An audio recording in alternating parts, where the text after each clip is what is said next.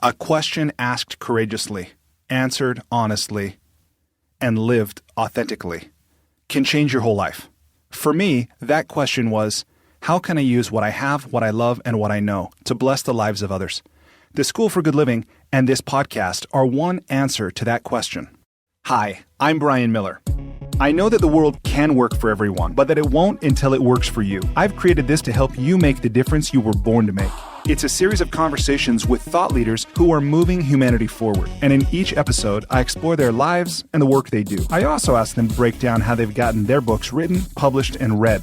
This podcast is all about exploring the magic and mystery, and sometimes the misery, of the creative process. So if you have a mission, a message, and the motivation to share it, this podcast is for you. Welcome to the School for Good Living. Hello, my friends. Today, my guest is Commander Mark Devine. Mark is an amazing human being whose nickname when he was in Navy SEALs was Cyborg. In his class of 185 participants, 19 graduated, and he was the number one of those 19, earning the Honor Man. He's unquestionably a leader and a warrior, and he teaches leaders and warriors. We talk about how to transmute desire into certainty, how to achieve peace and contentment, how to live one day, one lifetime as a philosophy. He also has started Kokoro Yoga. He has the Unbeatable Mind podcast. I had the chance to hear him first at a Tony Robbins event a few years back in San Diego. He later came and spoke to executives at our company. And as part of that event, he took us outside and had us all engage in some PT, some physical training.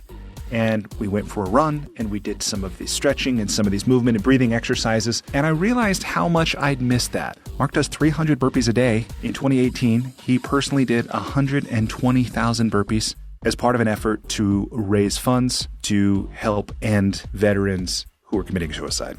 Mark has written The Way of the SEAL, Kokoro Yoga, Unbeatable Mind, and 8 Weeks to SealFit. I hope you'll hear something in this interview from a man who has been around the world, who has studied martial arts, meditation, all kinds of different trainings, but really gone beyond all of that and looking deep into the heart and the mind and the soul to find really what it means to be alive and effective as a leader in these challenging times. Mark, welcome to the School for Good Living. Thank you, Brian. It's a pleasure to be here. Thanks for having me. Mark, what's life about? I guess it depends on who you are. If you're asking for my perspective, life is about fulfilling a specific calling or duty that you have, and for learning and growing to your fullest capacity as a human being in this life. You have one shot at it, one day, one lifetime. It sounds so simple when you put it that way.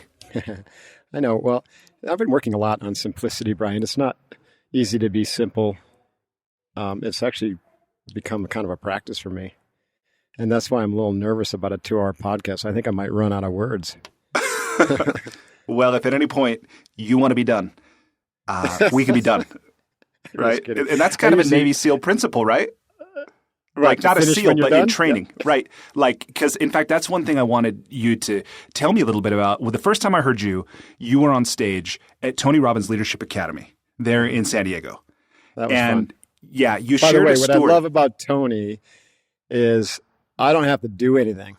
Everyone is so amped up. I could come out on stage and just, speak drivel and everyone would be like, yeah! Yeah, they do an amazing job awesome. Creating and keeping state, for sure. They do.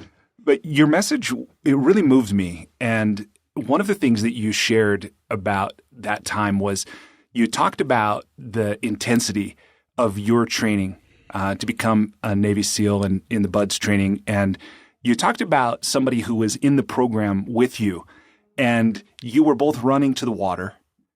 And the next thing you know, you look over and he's running backwards toward the bell.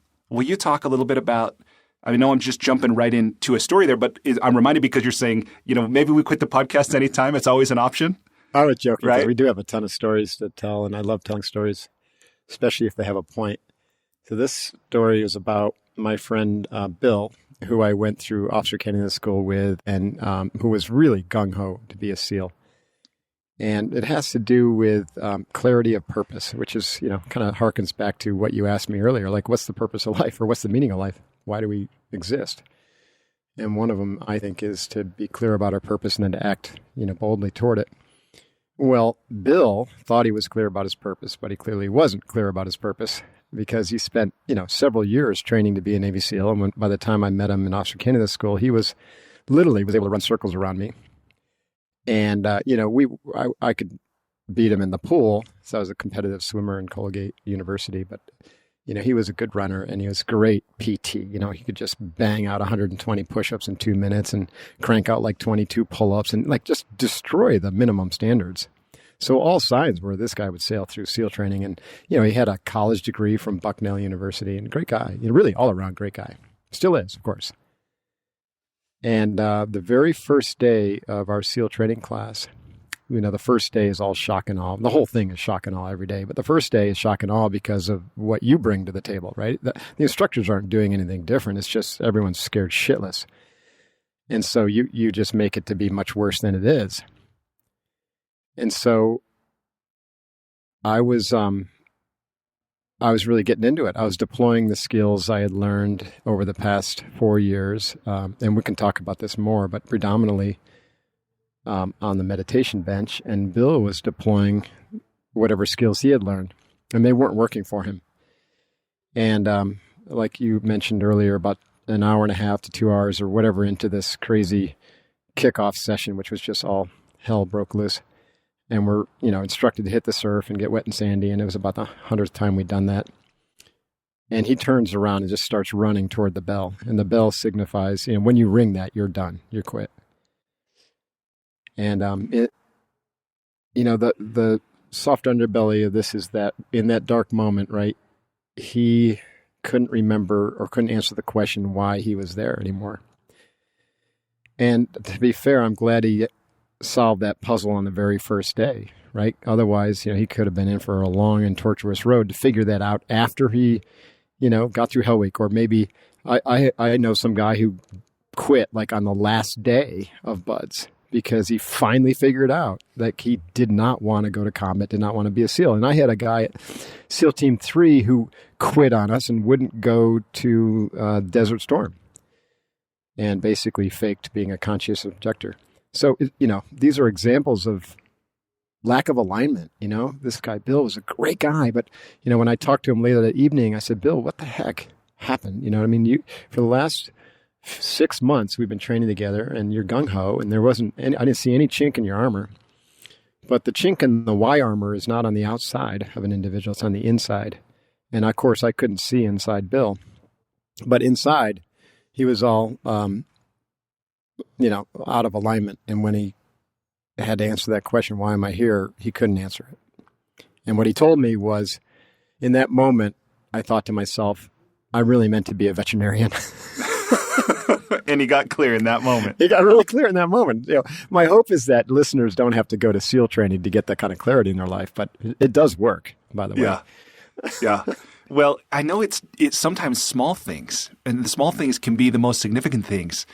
But I was also impressed when I heard you speak. You shared a little bit about a moment, like a kind of a revelatory or an insight moment of your own where you saw a poster. I think you were in New York City. That changed your life. Will you talk a little bit about what you were doing before that? I think you'd earned an MBA. You were a CPA, right? So you were going down this path of the corporate world, the financial world, and then you had a change of heart in a way, or maybe a moment of clarity. Will you share about that? Absolutely. Since you asked so nicely.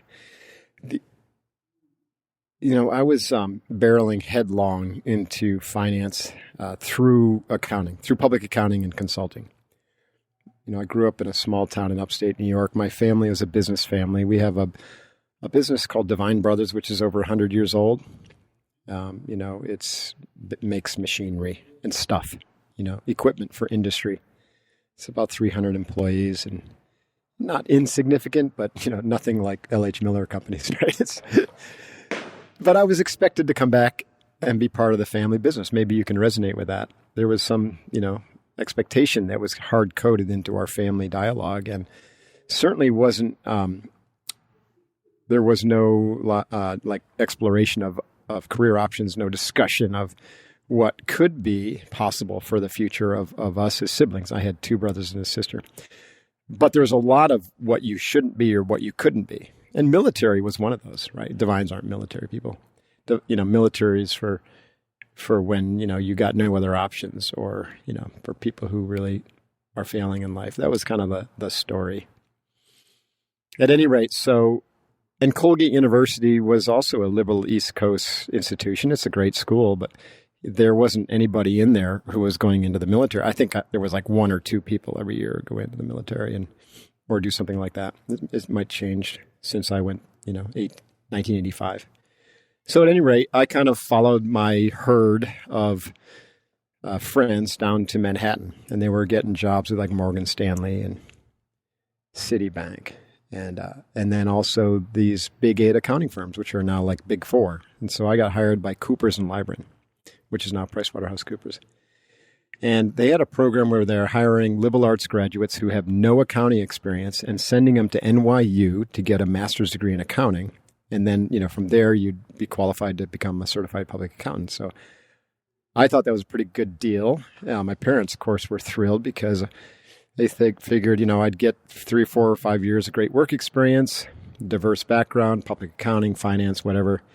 I come out of it with at least a master's, but I was already planning on getting my MBA. And I'd be a certified public accountant. I'd have all that experience and credibility, and I could come back to the family business. It was like a win-win-win. So that's what I did. I barreled down there, and I got into NYU, started going to school, and started working full-time. And because I wanted to keep my physical training up, I found a martial arts studio. And there's a whole story about why that was an option for me. But I was as you alluded to earlier, I was a physically fit person. And I had one unique attribute in that it was something for me, I looked at it as a lifetime pursuit, right? I already looked at it that way when I was in my early 20s, my late teens and early 20s. There was nothing that was going to keep me from being physical because it was just so part and parcel of how I experienced life.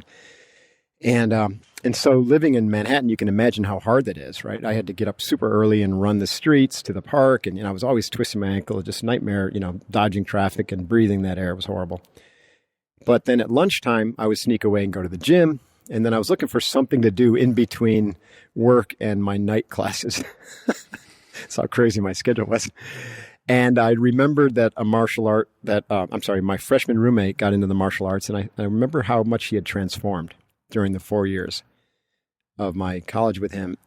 And he literally was a different person when he graduated, and where I was just a little bit older, I didn't think I was very different. And so I was intrigued by that. And so I found a martial arts studio that was a couple blocks from my house, my apartment on 23rd Street.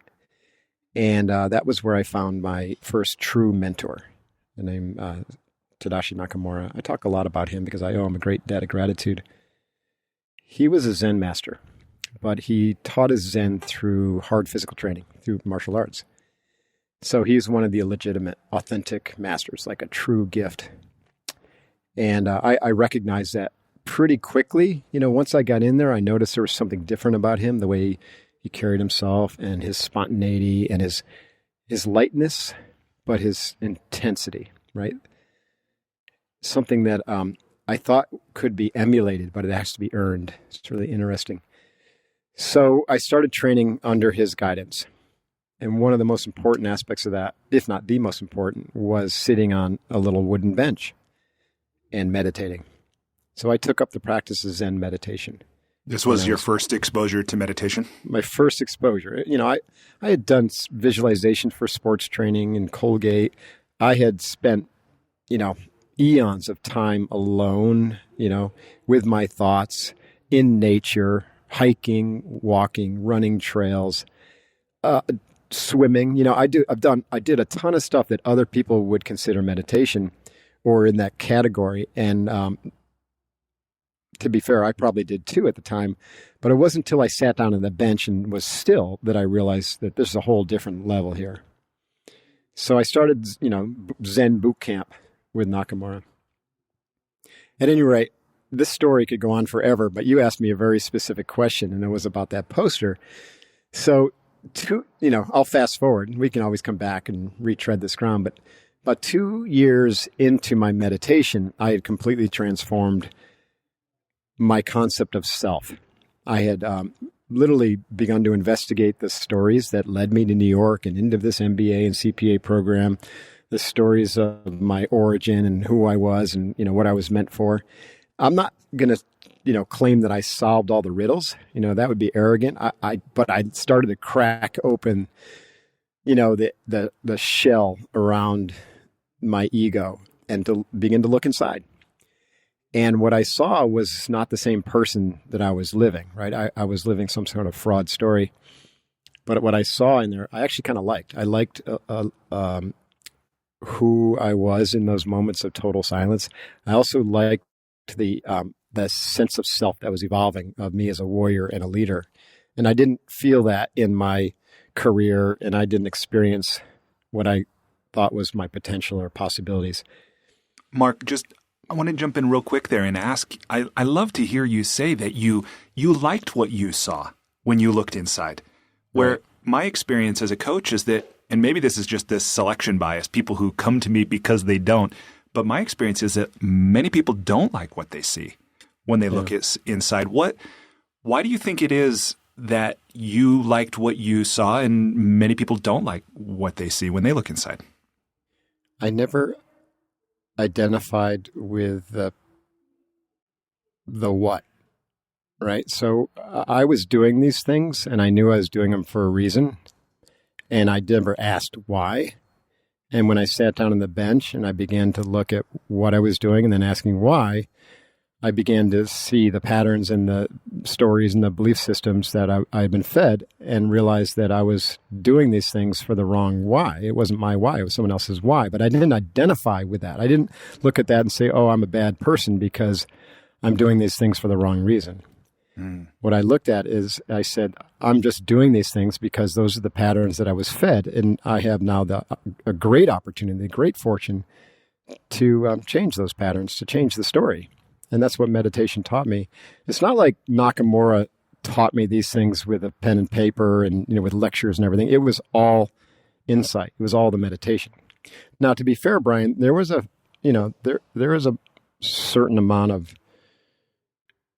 torment in getting to that clarity. That's why I said 2 years in, right? It literally took me 2 years of consistent sitting on that bench and multiple trips to the Zen Mountain Monastery to be able to concentrate for long enough to be able to drop and turn the flashlight in on myself and to be able to see more clearly and to get through the self-deceit, the tricks of the ego.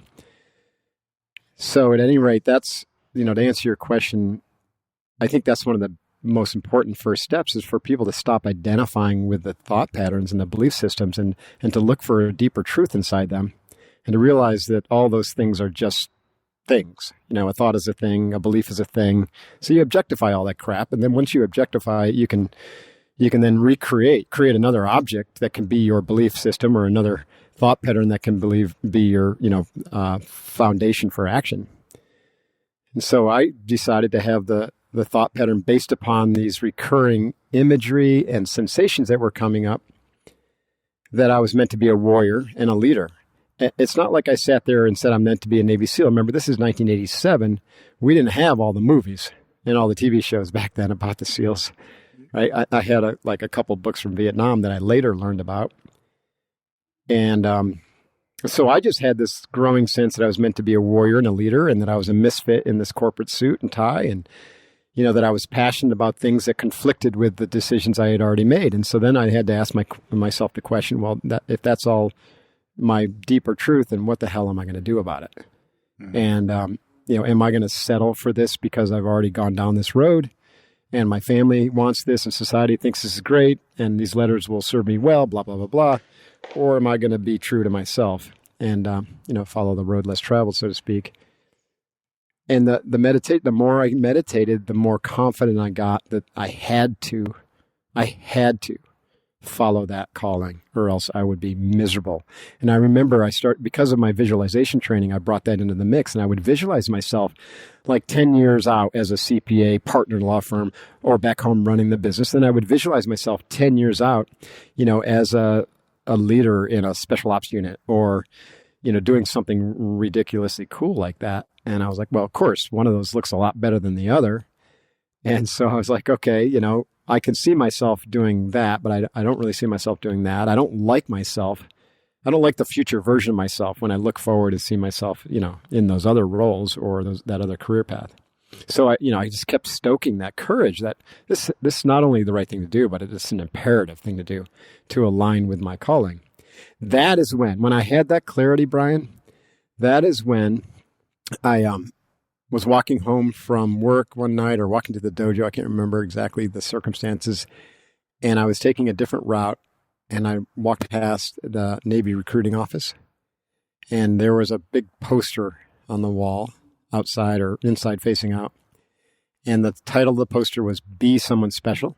And it had pictures of, it didn't say anything about the SEALs. It didn't say U.S. Navy SEALs like all the, today. They just really hyped that up for marketing purposes. The SEALs were secret back then.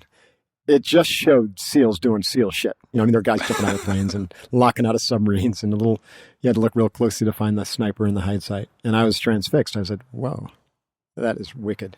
That is it, right? That's what I've been seeing. And so I went to the recruiter's office kind of the next day or so. Wow. And that's a whole nother story. What I love about that, I love that you broke a pattern by going home a different way.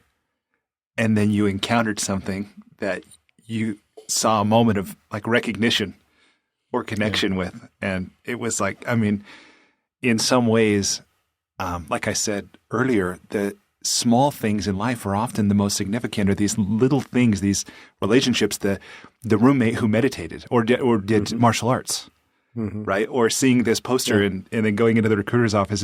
It's amazing. How different might life be if you had just taken the same old route home that night? True that. It probably would have fallen in my lap some other way. I think that the universe, does provide the synchronicity and line up to support you when you get that clarity and you start moving forward, boldly toward it. The obstacles start to fall away.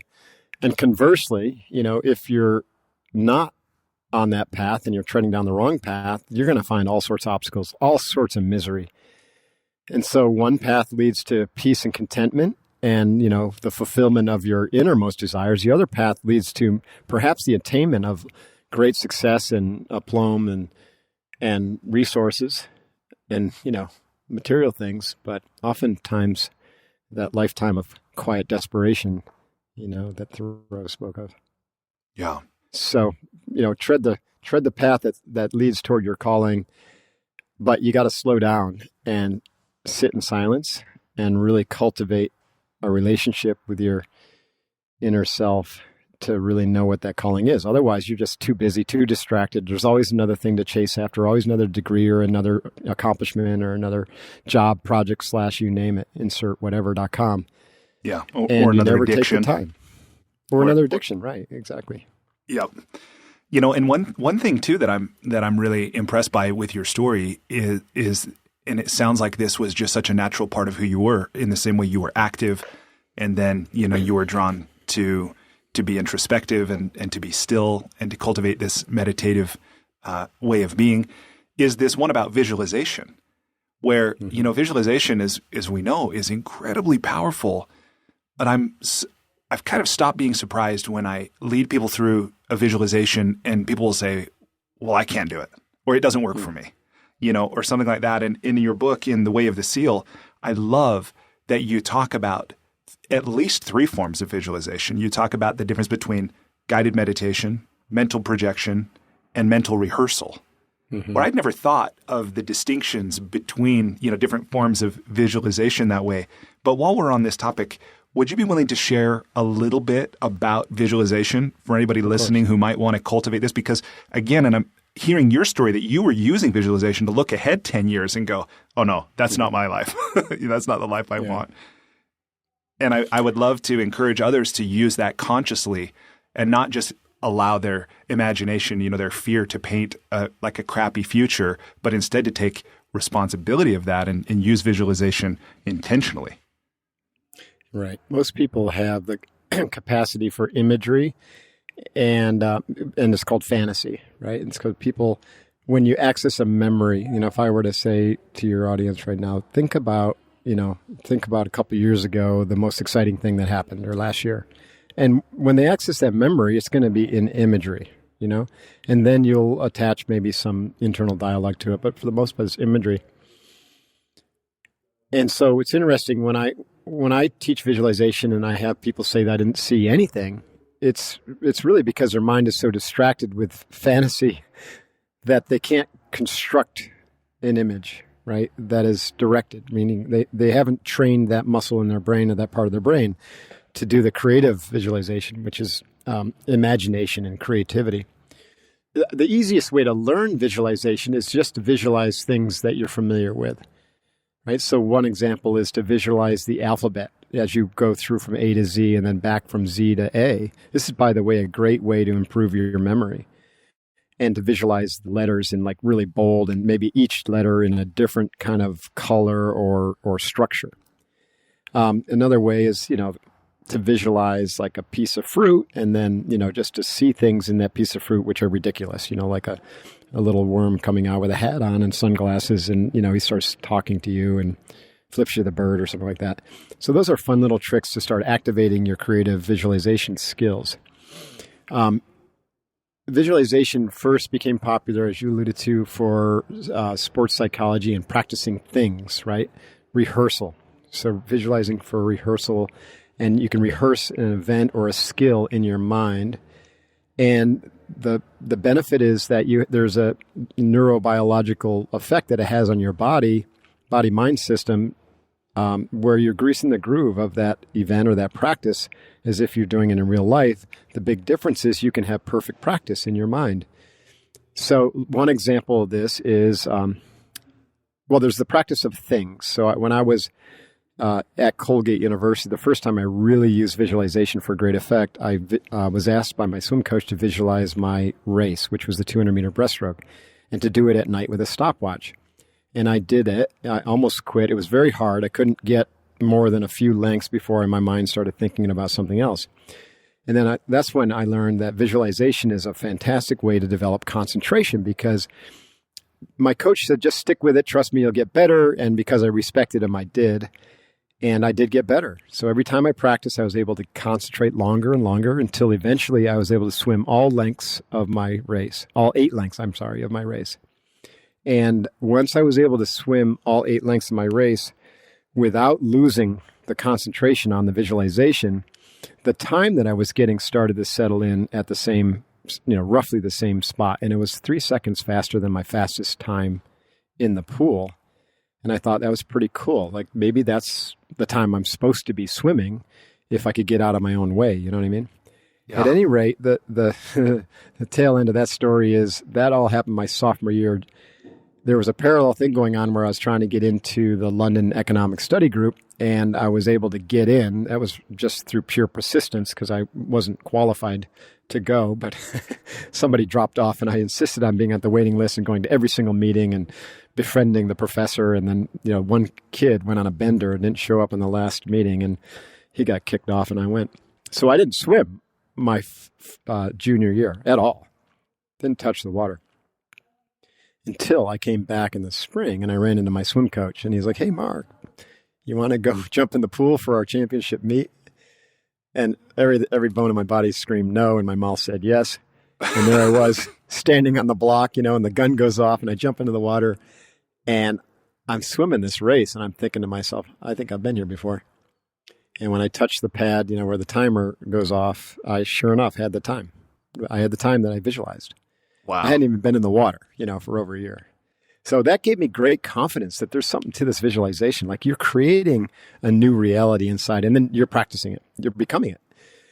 So my second cool experience with visualization had to do more with that future me, where I wanted to create a future and give myself the most plausible chance that future would become real. I call it now winning in my mind before stepping into the battle. So when I decided to become a Navy SEAL, I went to the recruiters and I submitted a package and everything, but it was going to take many, many months, right? It's not easy to get into the SEALs, as you might imagine. It's hard to get through the training, but it's even harder to get in, especially as an officer candidate. There's several thousand people who want to go in every year, and they select, a few hundred. Yeah, and you applied to be an officer candidate, so you weren't content. That's right. Right. And I was a civilian. Most officer candidates, they take maybe 30 a year or so, come out of officer candidate school, or not officer candidate school, but Naval Academy and ROTC, right? So they come out of those, they call them assessment sources. And they take like 1 or 2 a year from the civilian world out of officer candidate school. And that was my route. So I had like statistically about as good a chance as being selected for the astronaut program. And so I said, okay, well, I'm going for it. Even the recruiter was trying to discourage me. He was like, don't get your hopes up, Mark. I'm like, okay, well, I'm not working on hope here, right? I'm working on like strong desire and certainty, and I want to turn that desire into certainty. So I completely shifted my training plan, because I needed to do certain physical things differently. But then every morning when I woke up, I would sit on that little wooden bench of mine, and I would go through my meditation practice. And at the end, I would visualize myself. For about 5 minutes, I would visualize myself going through SEAL training all the way up to the day of graduation and just kicking ass and taking names. And I just went on blind faith, Brian, but I remembered how powerful visualization was for me from my practice. And I thought, well, if I could practice an event, why not practice being a certain type of person? And I had a very similar experience and this is not easy work, right? It takes daily, consistent, and persistent practice. But about 9 months seems to be the magic mark, at least for my life it was. And 9 months in, I had a sense of like certainty kind of wash over me, that the desire to be a SEAL was replaced with certainty. And literally that very same week, my recruiter called me and said, congratulations, you got one of the 2 billets to go to Officer Candidate School with a follow-on to SEAL training. And when I showed up at SEAL training, I had this sense that I'd been there before. And now there are a lot of details as to how I navigated that training, but 185 of us showed up, 185 total studs. And 6 months later, there were 19 of us, and I was the honor man of my class, number 1 graduate. And I'm 100% certain that the visualization played a part, as well as, the training I had on that bench to control my mind and emotions, and to be able to radically focus on the right thing at the right time for the right reasons, and to know my why. So visualization is really powerful. Now, a couple of other points. So I've talked about 2 types of visualization. Well, one is just to practice visualization itself. And then 2 is to practice a skill with visualization, and it will improve your skill. And that's been scientifically proven or been proven academic institutions anyways. The third is to practice becoming who you need to become to fulfill your life mission. And I will add that this really doesn't work if you're not in alignment with your life mission, right? So I don't think you could just visualize yourself to be a millionaire just to be a millionaire. I think that you could visualize yourself serving, 100 million or a billion people with your unique gift to the world. And if that makes you a billionaire, multimillionaire in the process, great. So visualization has to be for the right reason, supporting, your why in life for this future me version to work.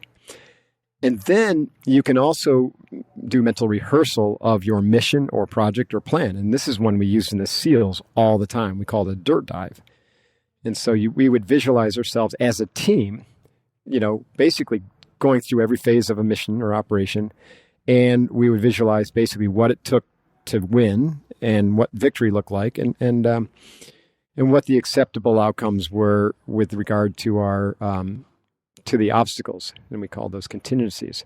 So we would, make sure that every and this is powerful, Brian, for a team, because you want the team to have the same mental imagery as they're conducting a mission, as they're executing in the field, because otherwise you could have people going off on all sorts of tangents, and also lack clarity when, it starts raining and the clouds come in and all of a sudden it's not as certain as it was yesterday. Well, if everyone's got the same mental imagery and they're in alignment around that, then it's much easier to keep everyone in sync. So that's a third, I guess, or a fourth way to use imagery, which is really powerful. And then the fifth or the sixth, holy cow, I'm losing count here. which is extraordinary for growth, is what I call the recapitulation. And this is where you use imagery in a past state to reconstruct a new memory with emotional energy as well as the imagery, so that you can release regrets and overcome, the shadow aspects that hold you back. And that's been a big part of my work over the past, 20 years, has been using imagery for that purpose. And, I don't think you're ever done, really, because shadow work is extraordinarily important. And there's just layers upon layers upon layers of that. With that, with recapitulation, this might be a little different, but I think a lot about something my mom told me about my dad, who, as a very successful entrepreneur, I often wonder, I could see his work ethic and I could see a lot of his habits and routines, but it's not always easy to know, what the cognitive and mental and emotional processes are going on. Mm-hmm. But she told me that he, every night as he was falling asleep, would revisit the day he had just lived. Yeah. He would remember who he met, what their names were, what he did. And I wonder if he did that in a way that, because this is getting to a question actually about what you said with recapitulation. With recapitulation, is what you're talking about going back into the past, into like difficult or traumatic experiences and reliving them from a more powerful persona? Or is it merely re-experiencing, kind of maybe like my dad did, just to recap each day? How do you use it, or have you seen it? How have you seen it be effective? The answer is both. And so the first and most important is to use it for recrafting a new story of your life. And that requires that you go back and understand the patterns like you're talking about that kind of created the subconscious programming and the emotional behaviors, the emotional, stuff that comes up in life. So that's what I mean by the term shadow. And most of that is implanted or transferred either epigenetically or in the first, 10 to 15 years of our lives. Now, so for my patterns had to do, a lot with our family's beautiful dysfunctions, and everyone's got their version of it. Even families that seem utopian, there's some dysfunction lurking, right? So that's kind of the heavy lifting part of recapitulation. And yes, in a sense, you go back not to relive it, because you don't get rid of negative shadow by focusing on the negative shadow, but you've got to identify it and then objectify it. And then you can essentially recode it with positive imagery and with energies such as forgiveness, courage, love, contentment, kind of like being okay with this being an incident, but not defining who you are. So this is one reason why therapy often fails, because you go back and just rehash, old events, and then they just, grease the groove and make them deeper and deeper. But if we can go back and identify it and literally like pull it outside of ourselves and see ourselves as, oh, wow, we were just dealing with incomplete information and we did the best we could. And maybe it was a complete disaster, but, it's not really who I am. It's just a situation. And I was dealing with the best I had. And also the person who maybe perpetrated some wrong on me, guess what? They're flawed too. And they were dealing with the best they had. So the whole thing was unfortunate, but, it's time to let it go. And then one version of this I've used is where I go back and visualize my current version, which is a much wiser and older version of myself, experiencing it alongside the younger version, which might be like my 6-year-old self or something like that. And like literally putting your arm around the little guy and be like, you know what, dude, this wasn't your fault. It's time to be whole again. Let it go. And then then there's some more practical work about just identifying what emotional patterns that those incidents, it's usually a series of incidences, if not a whole experience of life, that, then becomes a repression or projection or, a denial or something like that. So what are those patterns? How do they show up in your life? And then to rewire that emotional reaction, right? And so that the original event has been reprogrammed, and now you get to rewire all the emotional reactions. And it's really fun work. Wink, wink, nod, nod. But it's super powerful, right? Like Ken Wilber says now, you got to, waking up and growing up. Remember we had this conversation are just two parts of the puzzle, but then you got to clear up your past in order to show up fully. in the world. And I believe that 100% because that's been the story of my life. And of course, I really can't opine on anyone else's life, but it's worked for me and it works for my clients. And we've trained a lot of people on that. Now, the other thing is what your dad did is super powerful. So that to me is our evening ritual that we teach at Unbeatable Mind has a day recapitulation. So the idea is the morning ritual is to prepare to win your mind. So you go out and kick ass and take names. And then at the end of the day, you look back and you go through the day again, just like your dad did. And you both look for the things that went right and the good things, right? So you have this positivity effect. You don't forget all the positive things and the momentum you gained. And then you go also look for the things where you know you could have done better or you just flat out screwed up. And you do a mini recapitulation where you just let it go and you figure out what is the lesson. Why did this happen? What did I learn from it? And I call this eradicating regrets. So you go to bed, you sleep like a baby, you have no regrets. So every day becomes a self-contained journey with these two bookends. And that's where our saying, one day, one lifetime comes from. Like every day is an opportunity to really become your fullest version of yourself. Like the Buddha said, you can find enlightenment in a single breath if you pay attention. And so why not us go through the day with absolute discrete preparation in the morning and then a discrete kind of ending that kind of bookends it with the insights, the learnings, and the regret eradication. And then, if you're fortunate enough to wake up the next day and do it again, then you just do it again. And every day you get a little bit better at this. And this is one way that we develop serious momentum in our lives. And visualization is it's an important part of both those practices, both the morning and the evening. We're looking forward in the morning, we're dirt diving the day, we're looking back in the evening, recapitulating. I currently have in my daily routine, I do a 3-minute visualization. And I'll generally do it on being the best version of myself, having a successful business, a happy family, that kind of thing. When you talked about this kind of the future version of yourself, the best version of yourself, when you visualize, I realized that visualization doesn't always correlate with time in the physical universe, right? I mean, you can cover a long time frame in a short period, and it can be intense and all this. The intensity has a lot to do with it, some of these other factors. But when you do some of those future self or the future pacing kind of visualizations, how long do you typically spend? And is there anything else you do to enhance it? Do you do it with music? Do you make sure, it's a certain time of day or anything else that you do to help intensify or make the quality of it as strong as it can be? There are a couple things I'd like to say about this. Great question. So I always have a practice prior to visualization. So I have a breath practice, which doubles as concentration training. Then I have a practice to connect to, absolute reality, my version of that. And then I'll visualize. So I'm usually 20 minutes in before I'll start visualizing. So that's how I intensify it. I prepare my mind to both stabilize the visualization and to receive it. I don't need any music or any movies or imagery or anything like that, right? That's all superficial exterior stuff. I think the visualization is most powerful when it's done with your mind, for your mind, by your mind. Second thing is visualizations, like any thought energy, has substance to it.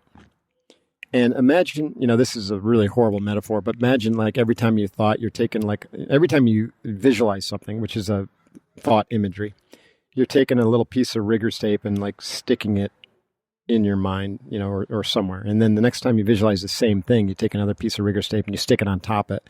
And eventually you got this big ball of rigger's tape, right? And that's what representing energy. So every time you visualize the same thing, you're layering energy.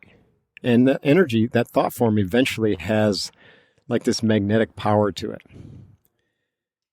It exists. Let's just put it that way.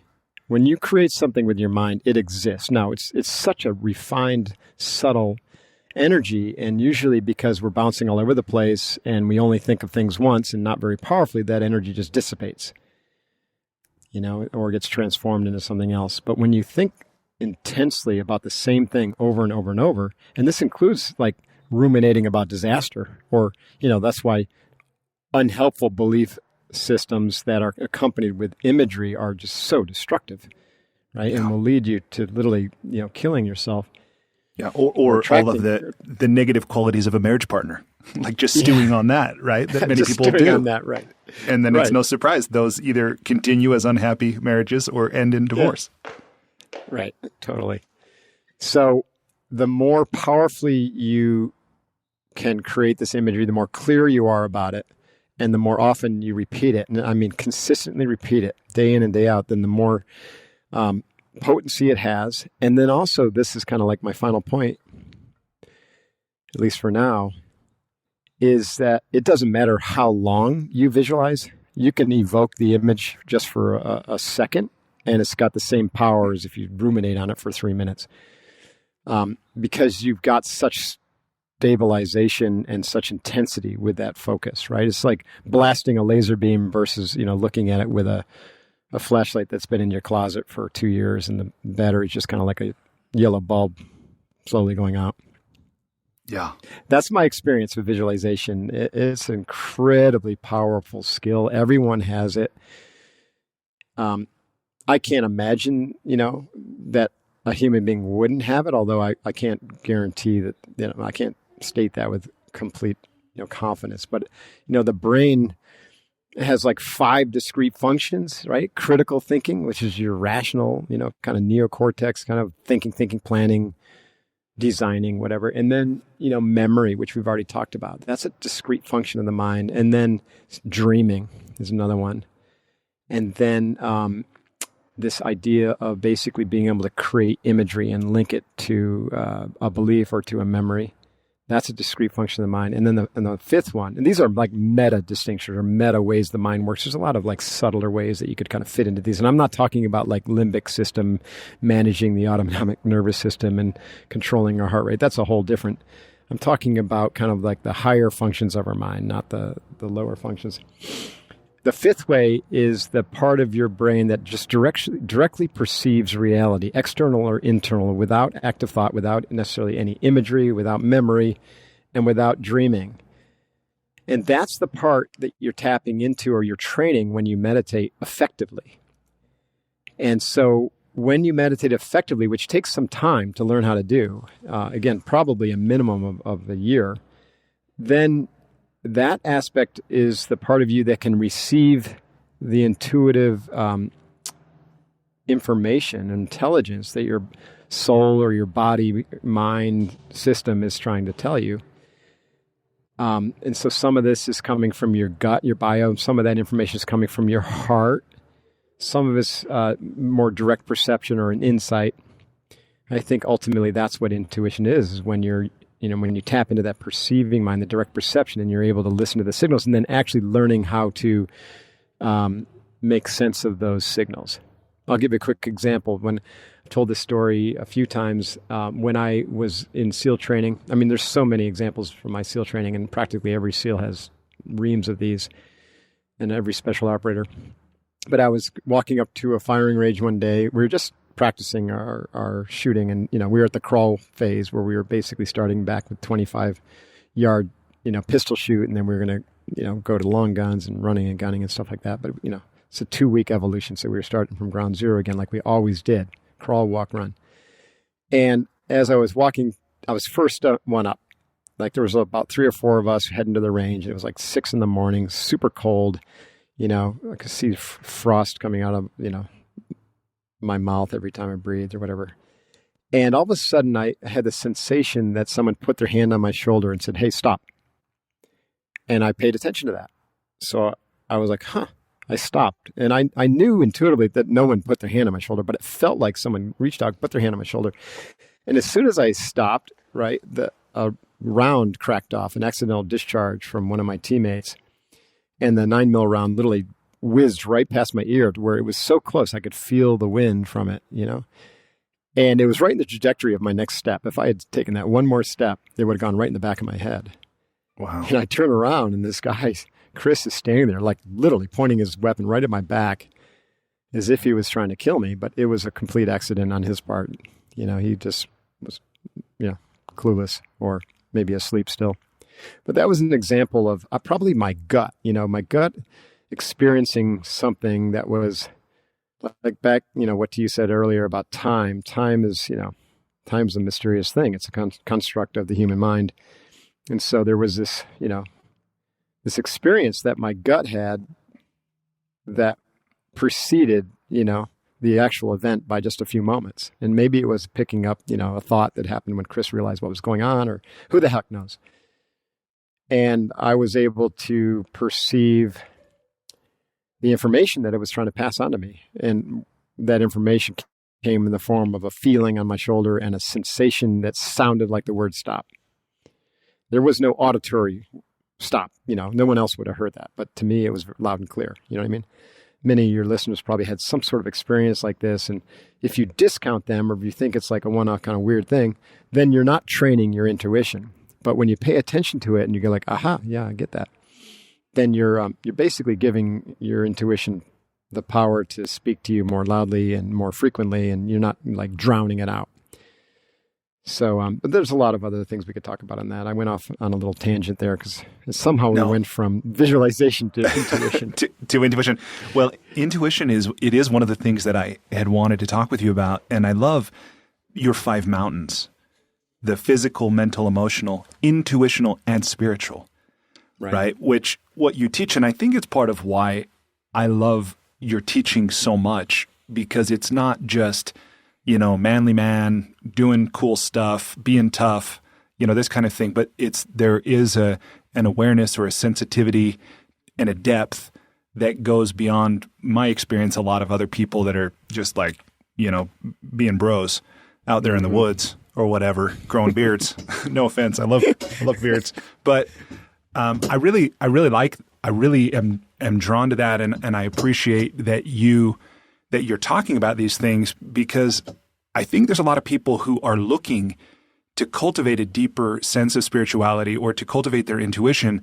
But as a society, I don't think we have a deep understanding of these topics or a really effective way to talk about them. Mm-hmm. True. So this is actually part of the conversation I hoped we would have already. Yeah. Yeah. No, it's absolutely true. There is no real training or education around them in the general sense, unless you happen to be, fortunate enough to be like an elite military special ops unit. And for a lot of people, that's just not it's not a realistic path. Those who spend a ton of time outside in nature, like hunting or stalking or just being in nature, will naturally develop their intuition. And those who spend, a lot of time in silence, let's say if you spend a lot of time in like a silent retreat or on the meditation bench, naturally you're cultivating awareness, right? And that awareness has both an outer and an inner orientation, right? Outer awareness would be like awareness of what's going on around you. And the SEALs, we would practice situational awareness so that we could gather more information and recognize pattern outliers. And that's how you deal in a volatile, uncertain, complex, and ambiguous environment. Is like you're the one who can see the patterns evolving and act on them before they become, the threat. Well, you can say that as without, so within, right? Everything that happens in the external world has like a correlate on the internal world. And so the correlate is like your thoughts and your emotions are the activity and are the roadside bombs on your inside world. And so you develop great sensitivity around what's going on and what you're going to allow in and what you're going to allow to be running the roost, so to speak, in terms of your mind power. So the more work you do with that, the more sensitive you get to the totality of your mind. And we have a concept, you mentioned the 5 mountains, and when you train these 5 mountains together, physical, mental, emotional, intuitional, and what I call Kokoro or heart mind, then you create a growing and accelerating integration and the experiences of a wholeness, right? Where you don't begin to look at your body or your life as a bunch of separate things that are going on. Like, a lot of people are taught to think they've got their home life, and then they got their professional life, and then they've got their, academic or sports life. And they don't really, they're a different person wherever they go into these realms, and they wear these masks, and then they, they ignore the power of their physical mind, their physical body as part of their mind. And then they get stuck in their head because they think their brain and their mind are the same thing. And their whole world is perceived as, coming from the inside of what's, in your brain housing group, your cranial housing group. Whereas when you begin to train integration, you begin to experience the mind more holistically or wholly, and the experience moves out of your head and into your body, and then out of your body and all around you. And, some of advanced martial artists have written about this experience, and it's very real. And it's something that I'm trying to really wrap my own whole mind around, and writing a couple books right now on getting more into this concept for developing leaders. How do leaders kind of access whole mind? How do teams access the whole mind of a team? It's incredibly powerful, Brian. When you think about the power that you can access when you're using that level of mind, which is beyond thinking. You're using intuition, transrational, knowledge. You're using, the power of the heart, right? Which is really, missing a lot in our society. And that integration leads naturally. And this is another piece that you kind of brought up about me. People have said this, and I've had to reflect upon it. But for me, being a warrior was my primary motive. Being a SEAL was a way that I could fulfill that in the world. And it worked pretty much because the SEALs are kind of an elite unit. Not kind of, they are an elite unit. And I was able to get some advanced training that really helped me on my journey. But even saying that, there was a point in time where I outgrew the organization where it was going to hold me back, and it did hold me back. And so I left active duty and stayed in the reserves, finished up a 20-year career as a reserve commander. So I had about 10 years of each, active and reserve-ish. And largely because I needed to continue my training, and the SEALs, aren't teaching this stuff, weren't back then, and there was really no time for it. And ironically, they now are. They've been studying what we teach at Unbeatable Mind and what we've been doing at SealFit. And I was down with the SEALs 2 weeks ago, and now they're bringing the practice of visualization and, mental control into the training. And also, we're having discussions about, it's the dialogue was around, yeah, we kind of get this. We're starting to figure out how to make people tougher, even though they come tough, but we want to make people really tough.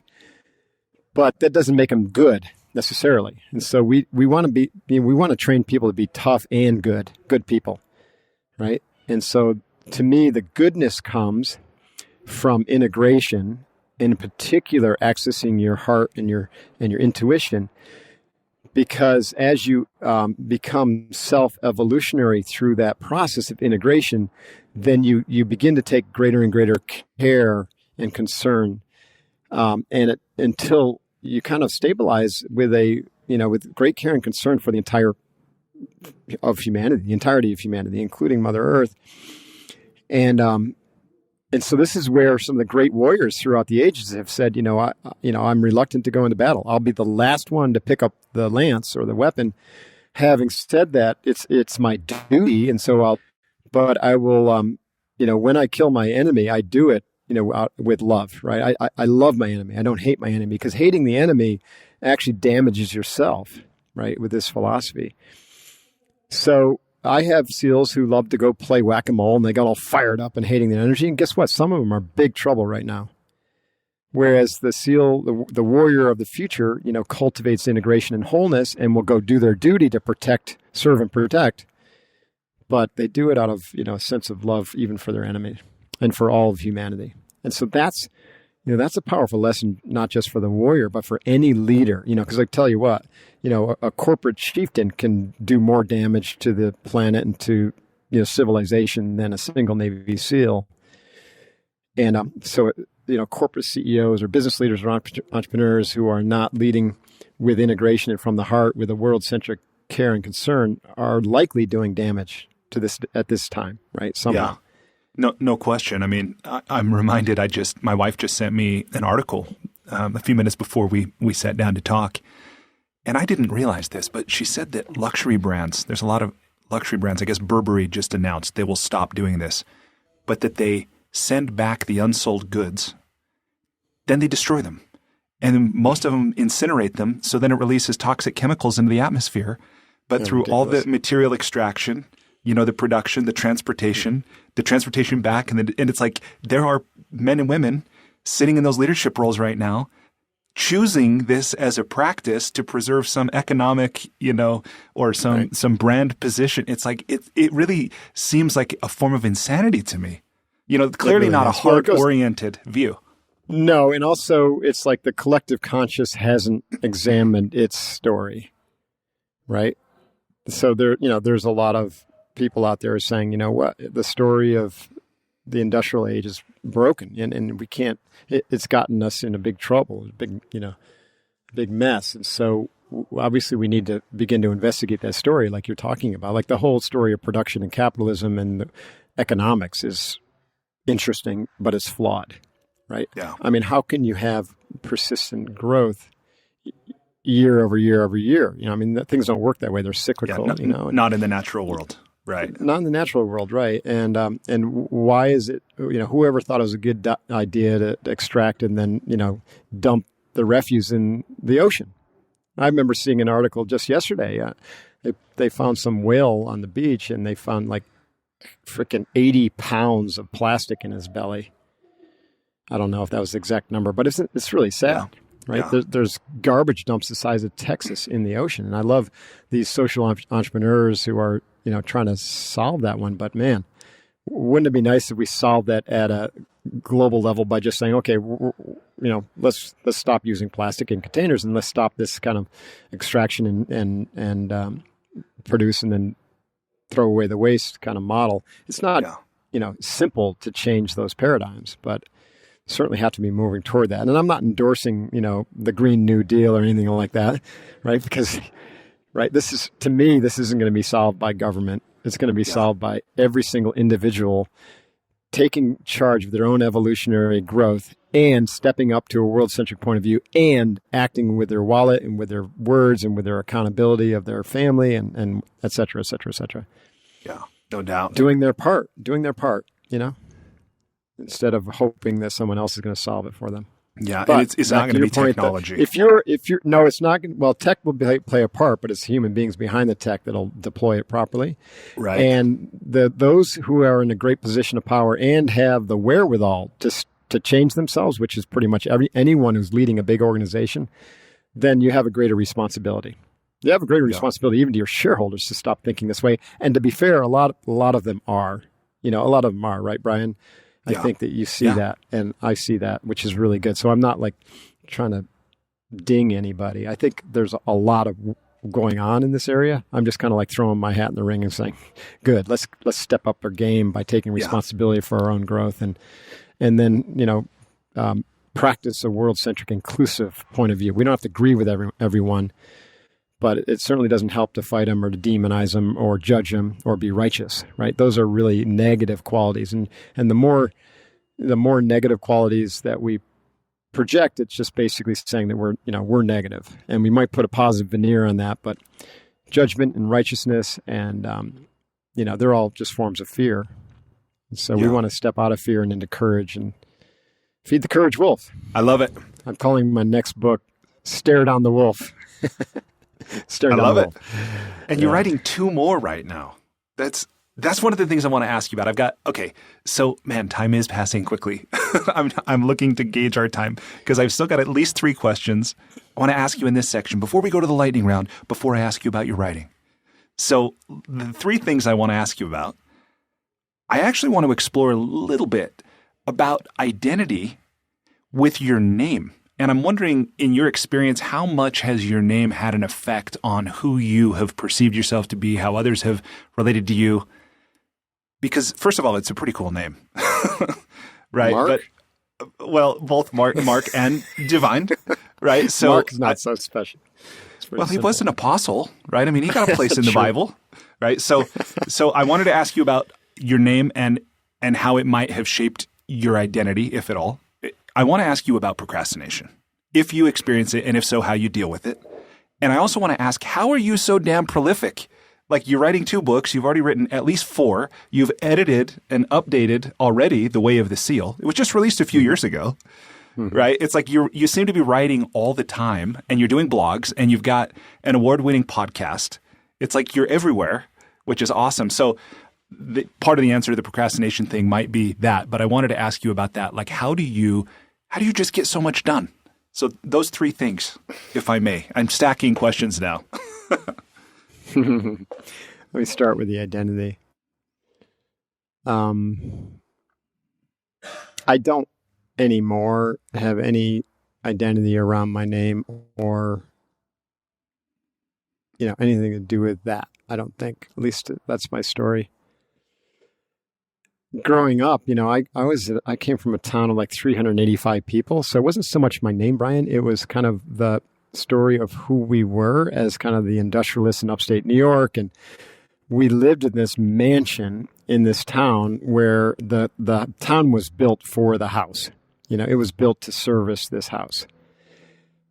The house is built for a Colonel Adam Mappa, who was with a Dutch mercenary who, worked in the Revolutionary War as a hired gun. And he was awarded this land grant, which created this town. And so everyone in the town was like really blue collar or a farmer, basically. And they all lived around this house, which is this beautiful mansion, National Historic Register, and 385 people, like I said. And I felt like a fish out of water because everybody judged us as being kind of the wealthy, or the divines were those people lived in that house. And my parents sent all of my two brothers and my sister away to boarding school. So they got the hell out of Dodge. And yet I was kept around. I think they liked having me around. Maybe I made them feel good. It's kind of a great disservice in retrospect, but I've gotten over it, obviously. So there I was, going to this, this little podunk country high school, public high school, where the biggest club was Future Farmers of America. And I had no interest in farming, even though I have great respect for farmers. And I think 4 people from my class went on to college, at least right after graduation. So it wasn't, back then the divine name was bad for me. Like I literally felt like a lot of judgment around being a divine, and there was a lot of, feelings of almost open hostility because we were the haves and everyone else was the have-nots. It was really interesting how that played out in such a small little ecosystem. So I never really thought much about it. And it's interesting. It's really more in the past 10 or 15 years where people have stopped being like, man, I love your name. And the fact that I've gotten into, or part of my calling led me to, the complete warrior, which was more the warrior monk, who's on a deep spiritual journey of himself, then it's starting to be more interesting. Like, that's wonder why I was given that name. I had someone ask me the other day, like, we spent time in a retreat together and became friends, and she didn't know my last name. And then when she learned it, she didn't believe it. She was like, oh my God, was that when did you take that name on? I don't know. It's funny that you asked that question, but this idea of identity, though, is really important. Like one of the most powerful contemplation exercises is to ask yourself, who am I, right? This comes from Ramana Maharshi, who was a great yogi. And, you just ask yourself, who am I, right? And you start with the obvious answers. And this is like contemplation and journal, meditate, contemplate, journal, meditate, contemplate, journal. And you start to think of all the ways you identify yourself. A name is classic. Brian Miller. I'm Brian Miller. Are you really? Like, what's the substance beneath that? I'm a male, 50-something years old. I'm fit. I'm a former Navy SEAL, MBA, CPA, getting my doctorate. There's all these different ways I could identify myself.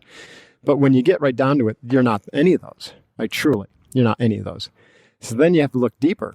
And so then you look into the inside and like, who am I really? Am I these thoughts in my head? Well, those are insubstantial. Am I these emotions? No, those come and go. Am I that story? No, I already talked about that. That story doesn't really exist. So now you're getting into the real, essence, right? And that's why we call it an essence. The essence of the answer, it lies in your essential nature. So if you can begin to identify with that essential nature, that eternal nature, that, diamond in the heart nature, that knows your calling, knows why you're on this planet, has the energetic connection to, assuming you might believe in this or not, but of your past attempts at this thing called life. That's identity beyond a thing, and a name is a thing. I think that's a profound meditation.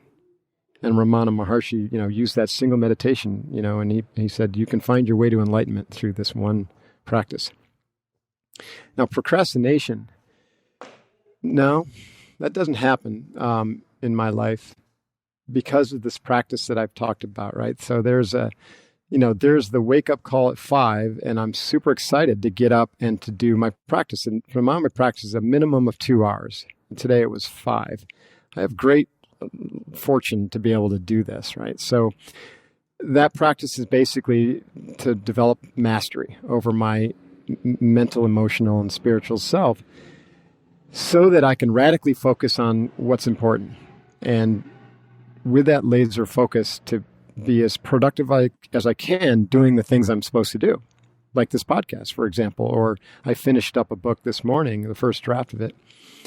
And so when I am focused, like it's all in, right? Whether I'm in a training event or speaking or writing, and I'm trying to, I've deployed all the skills talked about in the past kind of naturally because meditation leads you to that. But, authors like, the guy who wrote Deep Work. I'm trying to remember his name. Cal Newport. Off the top of my head. Cal. Yeah, Cal. I met Cal. It's amazing work. And, so when I focus, I just focus on that one thing. And I don't stop until I'm done or done with what I plan to get done. And it's incredible. And also I get into a Tony Robbins state, but I get into my meditative state so that I can channel or I can think, from my higher self perspective. And to be honest, maybe I've got some help, right? I think we're in this together. I don't mean just help like in support structure. I mean like, right? We might have some guides or spiritual people who are like egging us on or feeding us ideas, Or putting their hand on our shoulder and or putting their hand on our shoulder. Yeah. That's a little bit out there, but some of your listeners might jive with that idea. So I don't procrastinate because, when I feel like I'm completely aligned with my calling, and that as I develop and I hold an image of who I need to be to fulfill my mission in life, then I feel this great sense of urgency, right? That urgency is twofold. One is to master myself so that I can evolve to my fullest, capacity, and the other is to serve in a way that's unique and uniquely mine, in alignment with how I define that mission. So there's no room for procrastination in that, right? And maybe that's the warrior in me. It's like, fuck it. I got today and it might be my last day. So I better make it a good one. And then the third question I forgot. So it was about how you're so productive, but I think I just answered that one. Yeah. Yes. Procrastination is the opposite of productivity. They're two sides of the same coin. So for me, productivity is really about just being very, very clear about what you want to get done. For a while, I didn't write anything because I was so focused on my business, trying to get the business to the next level and clarify the vision. And finally, I was like, okay, now it's time for me to shift fire. And I had to, I couldn't do that until I had my team ready to take on, 80% of the things that I used to do. And so that took a lot of focus. And so then I've got that. And I'm working, a few more twists and turns, and we'll get that all in place. And so now I'm able to turn my attention back to writing and speaking and launching a video blog soon and stuff like that. And I've got a backlog of things I want to say, and so I'm going to put them out. Right? Why not? That's awesome. And at the same time, like realizing that an audience for this podcast is those who also aspire to write or to speak or to do podcasts or whatever. Sometimes when the answer is, well, I just do it, it's part of my calling. I wonder that doesn't how, work. Yeah, how useful. You want a more practical answer? But I will drill into a few questions about your tactics. I'll give you the tactics. Okay. So man, I also realize now that I've got through those 3 stacked questions, I did want to also ask about your movement, right? That was one of the things I loved when you and I spent a morning together in Hawaii, and you invited some of our leaders in our family business to come out on the lawn and to do, some different activities. And then you and I, well, you went for a swim. I went for a nice wade, a few ways from the beach. But I realized in that moment just how much I've lost really a connection with that moving, playful, joyous. I sound really exuberant, and I am remembering it, that way. It was just fun, because when we're a kid, we have recess, and then that gets turned off, and PE, eventually you graduate. So unless you're really conscious about incorporating some kind of physical activity into your life, it's so easy to be sedentary. But I'm so impressed by how it's what you live, it's what you teach, and it's just amazing. And now that you do your Kokoro Yoga, right? Mm-hmm. And what you have with SealFit and all that. I don't know what the question is here, but it's something both about breath and movement. Just how, why is it, this is maybe why is it important? Mm-hmm. Well, it goes back to this idea of integration, right? We have this body, right? As far as I know, we only get one body, right? Maybe in the future, you'll be able to upgrade your body, but right now you get one. And the mind is in and throughout the body. It's not in your head, right? And so if you cut yourself off from the body, then you're cutting yourself off from the largest, most important experiences of life, which is embodied living, the full experience, both emotional and sensational, and moving in 3-4 dimensional space and whatever. It's just, you're cutting yourself off from a big range of experiences.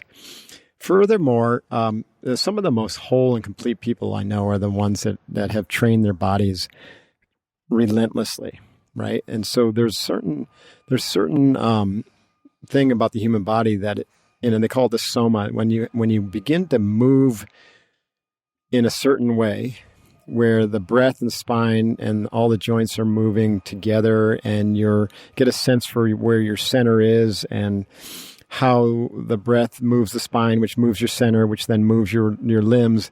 And then you begin to experience the energetic effect of that, or the chi or the prana flowing through your body. And so I've been extraordinarily inspired by, advanced martial artists, Tai Chi, Qigong, and yogis who, never left their body behind. Now, to be fair, some have, and then they become incomplete. And a lot of those kind of fall off the pedestal. But those, and this is one of my kind of ways that I teach is through example, those who have embraced the body as an essential and integral aspect of their whole being and their whole body-mind system, and train it to move with grace and to move with life force, energy, then extraordinary things happen, right? Longevity is one of the aspects. Total health, total longevity. I mean, I don't know what that term means, total longevity, but long lifespan with high quality of life, right? I've seen individuals, 100 years old who have the physical structure of, an average 50-year-old. Or I shouldn't even say that. They have the physical structure of an elite athlete, actually. And they're able to do things that a 50-year-old could do. And they're quite happy, disease-free, moving and grooving. That's extraordinary, right? Men and women. So I think that, this is part of kind of where the Western idea of our, the cultural story around the body is so flawed. It is, as it is around health and wellness. It's so flawed. Your body, when you begin to embrace it and move it properly, is your source of health, wellness, and your source for embodied learning, where you can learn to learn really quickly.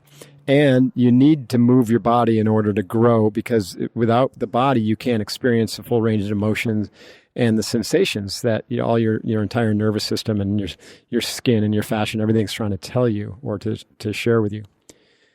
So I take it very seriously, and we spend a lot of time teaching integrated movement at our SealFit academies and through our Unbeatable Mind training and Kokoro Yoga. Kokoro Yoga is an integration of traditional yoga asana or poses with martial movements, with Tai Chi and Qigong, with every session having heavy focus on moving with the breath, on breath awareness training, on breath for concentration, on meditation and visualization. So this really hybrid integration of practices, and it's meant to be done as a personal practice, right? To get, to break down the idea that yoga or martial arts have to be a studio-based thing where you have to have a $165 a month membership and, always be juggling your schedules. So we teach people that, no, this is part of your morning practice. So when I say I practice for 2 hours every morning, a good chunk of that is my integrated movement. And then about an hour of that is concentration, meditation, visualization. And I fit my 300 burpees in there as well, Brian. That's amazing. Which I look at the burpees, not, it's exercise, but it goes in this category of integrated movement. Every burpee has a specific breath pattern, alignment of the spine, mantra, mental imagery, right? It's in a complete practice, every single burpee.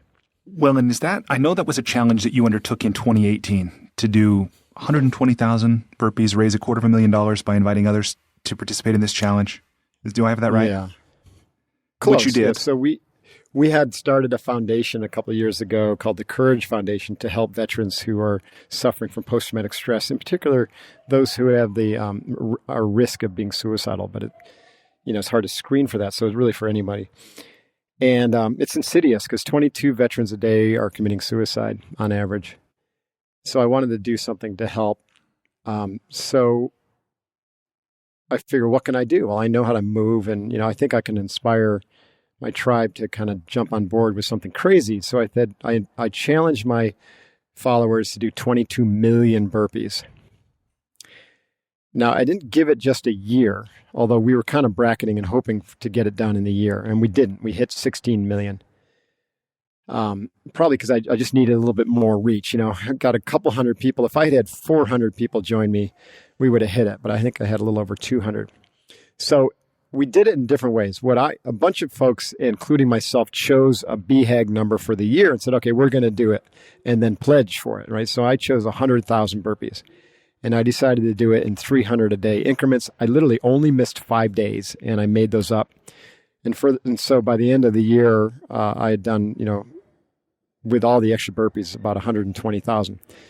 And then we had some football teams were like, hey, we want to join, and we're just going to do as many burpees as a team as we can, in 4 hours and raise money. And so we had one, like Campanile High School raised like $7,000 and did like a ton of burpees.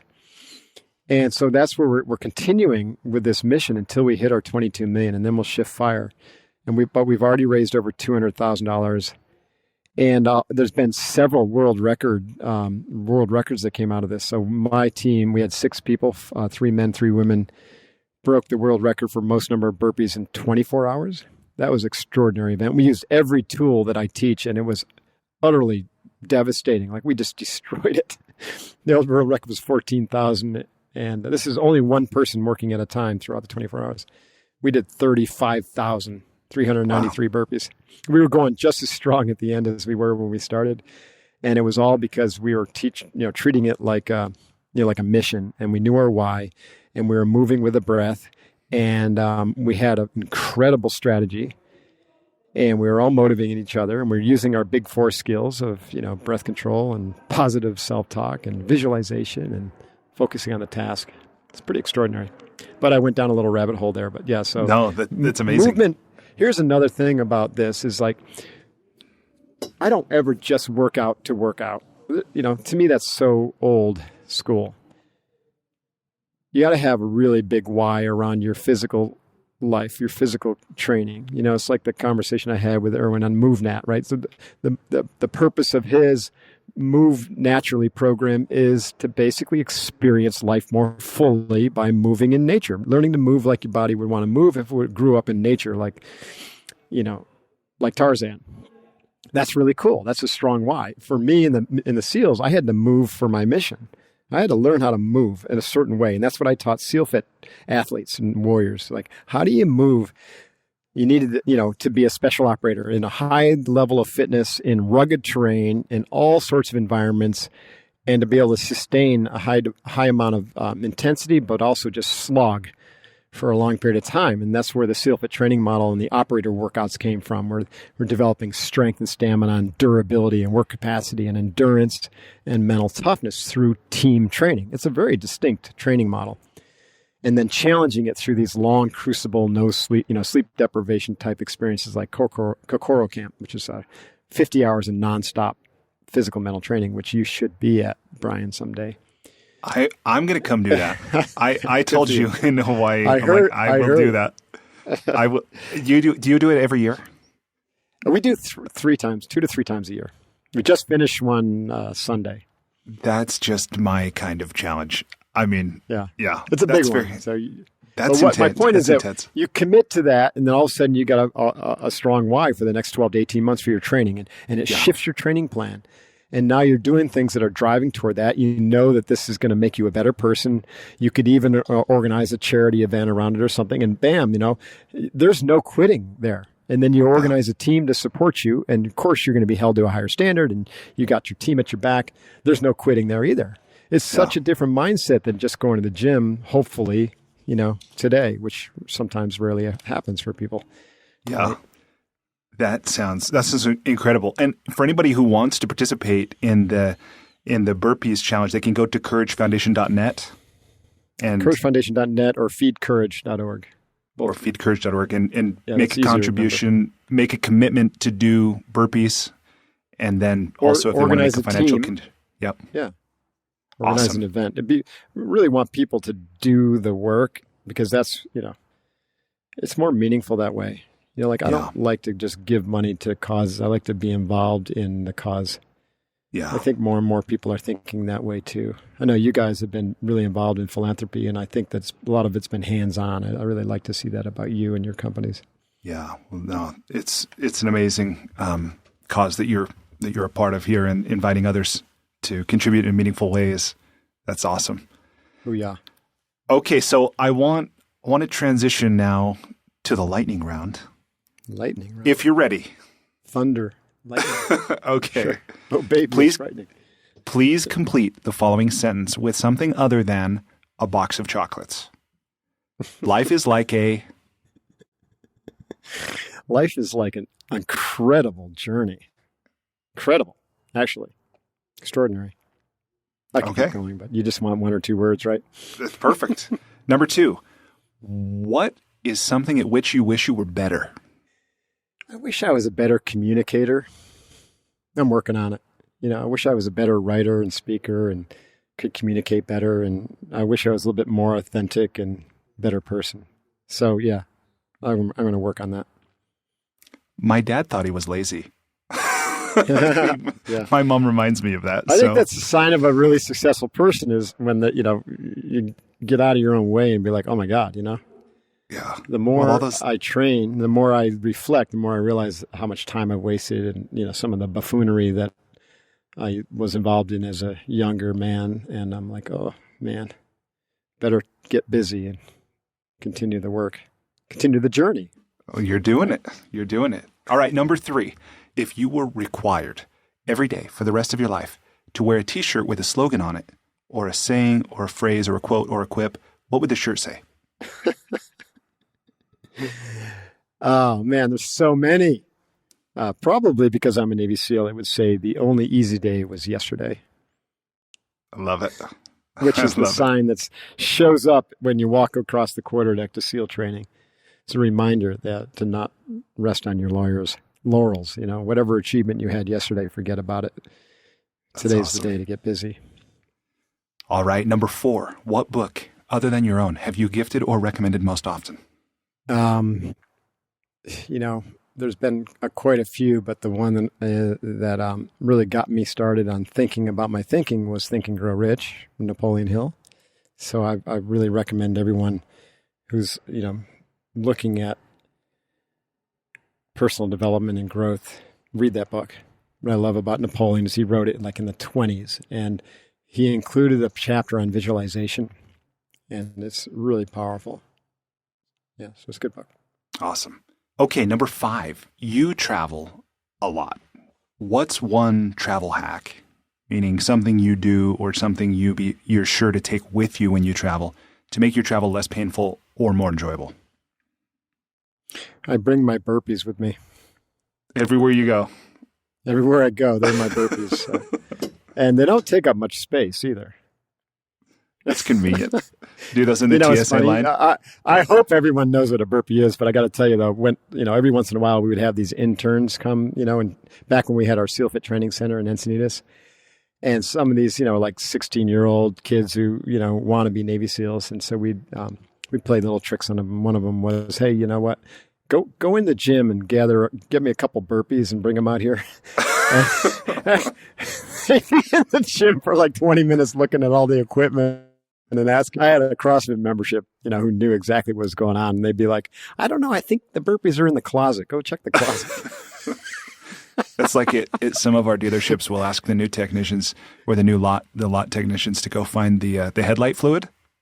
Yeah, that's so similar. Yeah. Yeah. That's funny. Classic. Yeah. So my point there is when you travel, exercise, and you don't need those gyms. I can't stand going to those little hotel gyms. What you need is basically your body, and to start moving your body first thing when you wake up every morning. And, burpees and squats, like you could do anywhere, right? It's no excuses, really.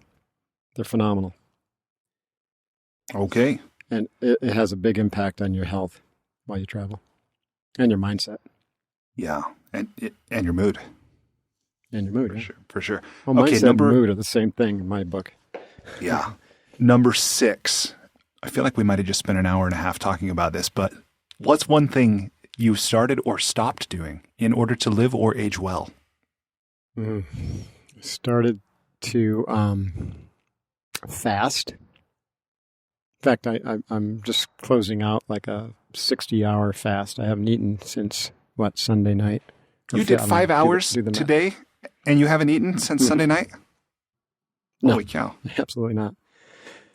So I'm fasting, and here's something I'm actually kind of scared about this, but I'm contemplating for my next challenge doing a 30-day fast, silent retreat, and complete media blackout. So no food, no media, and no speaking. I got to work my way up to this one, but that's going to be, I'm pretty sure, since I'm stating it here publicly, holy crap, I've got to do it now. But it's been like rolling around in my head, like, that'd be kind of cool. And maybe I'll write a book about the experience. I'll call it Living with a SEAL. I'm just kidding. My friend Jesse with Goggins wrote a book called Living with a SEAL, so I'll give him a little plug. And I was thinking, well, why can't I write a book, Living with a SEAL? It's myself, you know what I mean? But it's just inside my head, you know what I mean, for 30 days. It's a pretty scary place to be. I'd invite you along, but there's not enough room in there for both of us, so... No, that sounds like the kind of thing that if it took place on top of a mountain, like in a really beautiful temple, maybe there's clouds. I got to find the right place. Yeah, amazing. Yeah. Number 7. Fasting is really powerful for longevity. I've heard that, and even intermittent fasting, really like throughout a day. I do that too. I mean, intermittent fasting is part of my daily routine, but I mean, then fasting, where you go for 36 to 48 hours or longer, super powerful. Yeah, I heard it cleanses like a lot of the cells and reduces the likelihood of cancer and all kinds of other ailments. Yeah, amazing.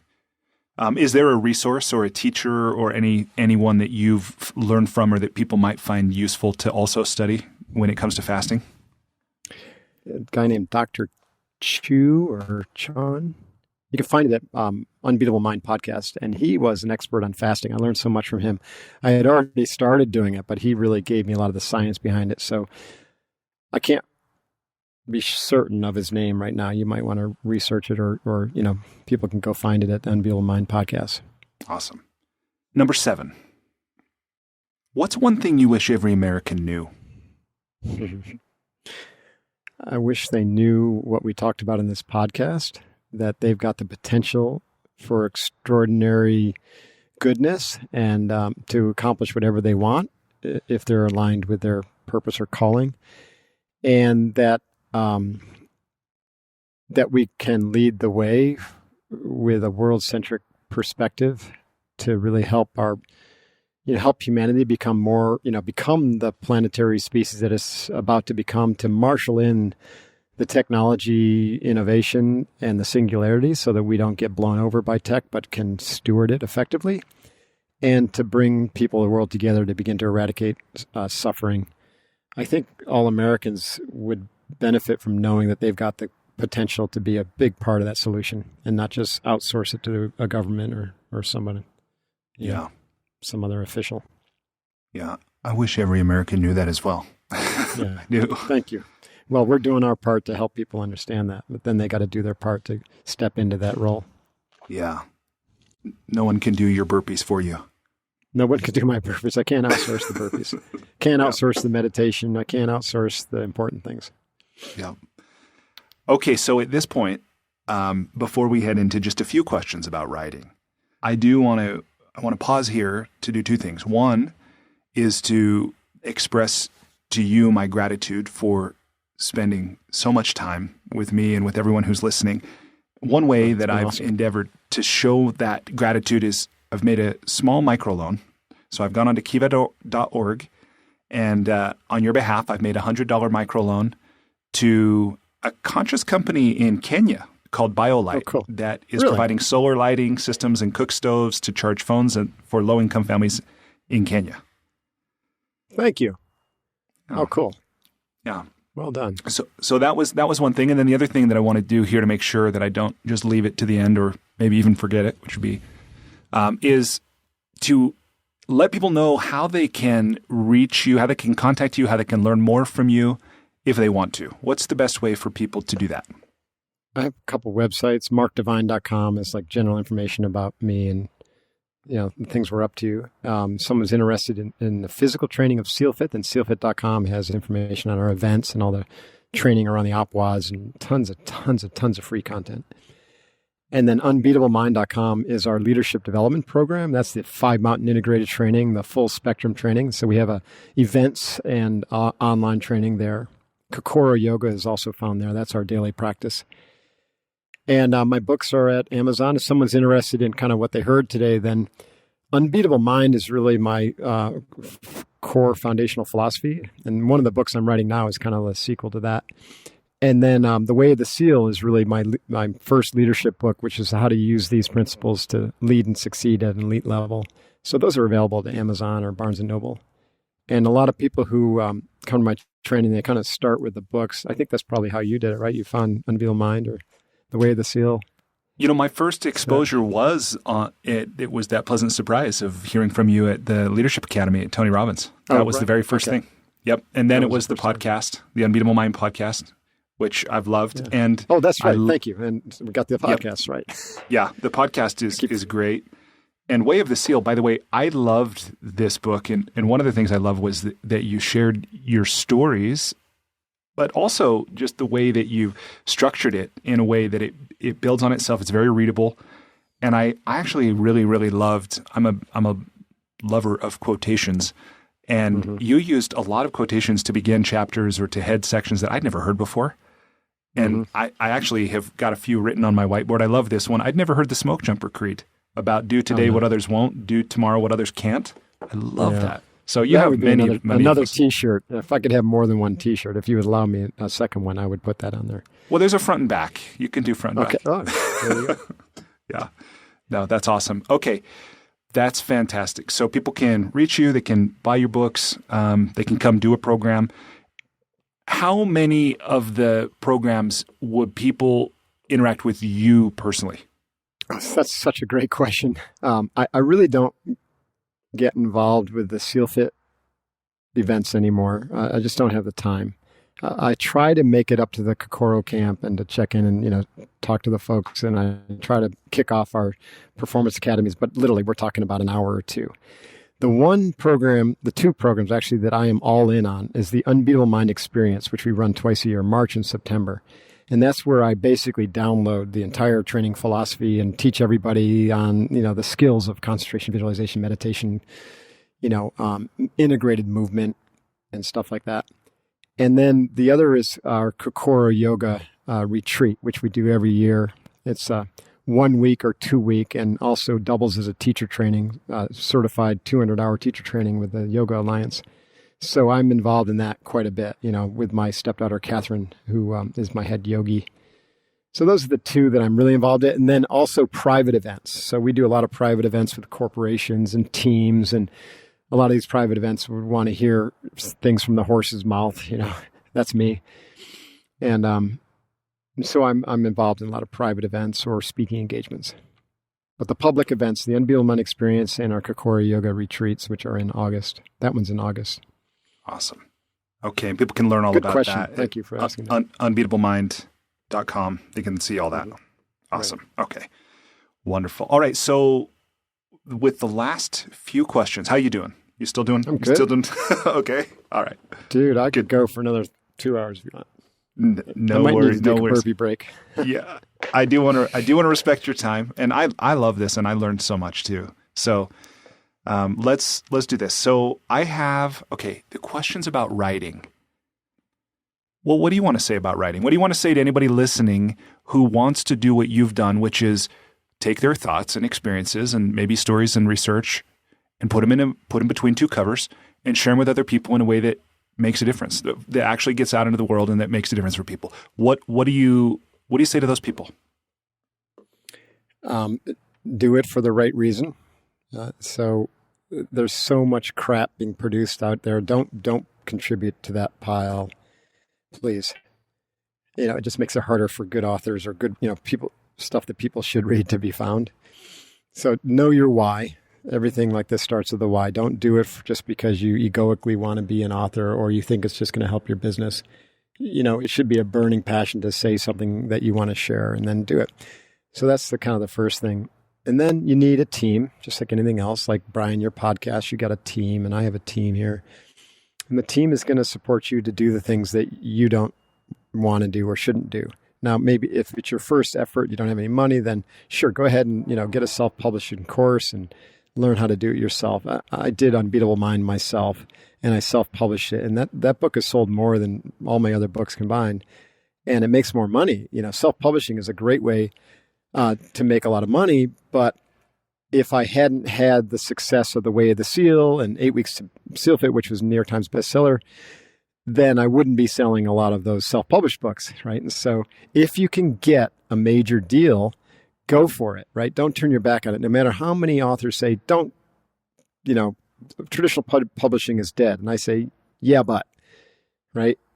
I'm doing both. And every time I do a traditionally published book, it brings credibility. There's a lot of marketing muscle behind it.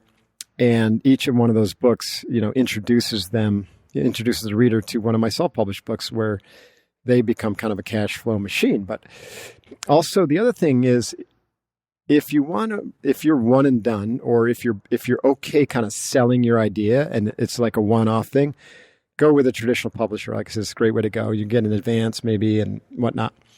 But if it's like so near and dear to your heart that like the content is not fixed in time, like Unbeatable Mind. For me, I look at, Unbeatable Mind as evolutionary content. And that's why I've on the 3rd edition of that book, and I'm about ready to update it again after I finish the sequel, because as you change, the content suddenly, I don't like it anymore. It's stuck in time, and I want the content to change because it's got to represent your best work, your highest and best self.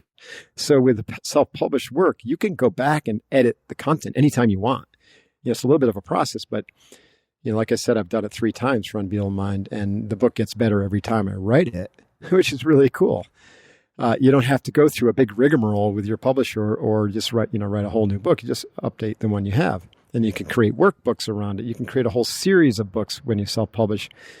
So there's, my point here is to consider publishing from a multi-perspective point of view. And it's not one way that's right. And, there's a lot of benefit in traditional publishing, especially if you're kicking things off. And then there's a lot of benefit in self-publishing.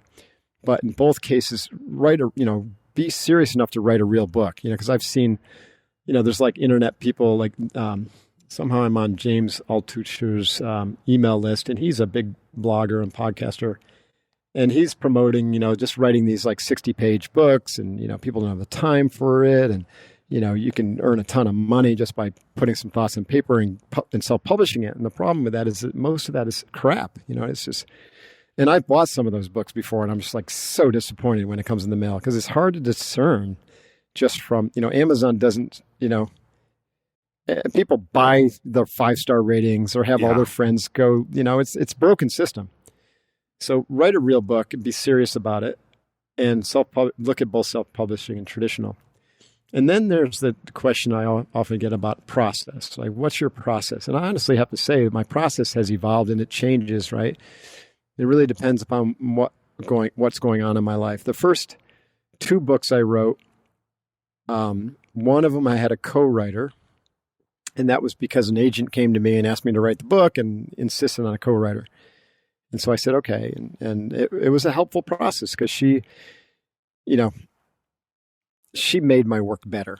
It was my story, it was my work. I wrote every initial word, but there's more that she cut out probably than what actually ended up in the book. And so she helped make the work really a lot better. And so it really helps to have a co-writer. Doesn't have to be a named author. It could be a phantom writer or a ghostwriter, or a process like Scribe is another great resource.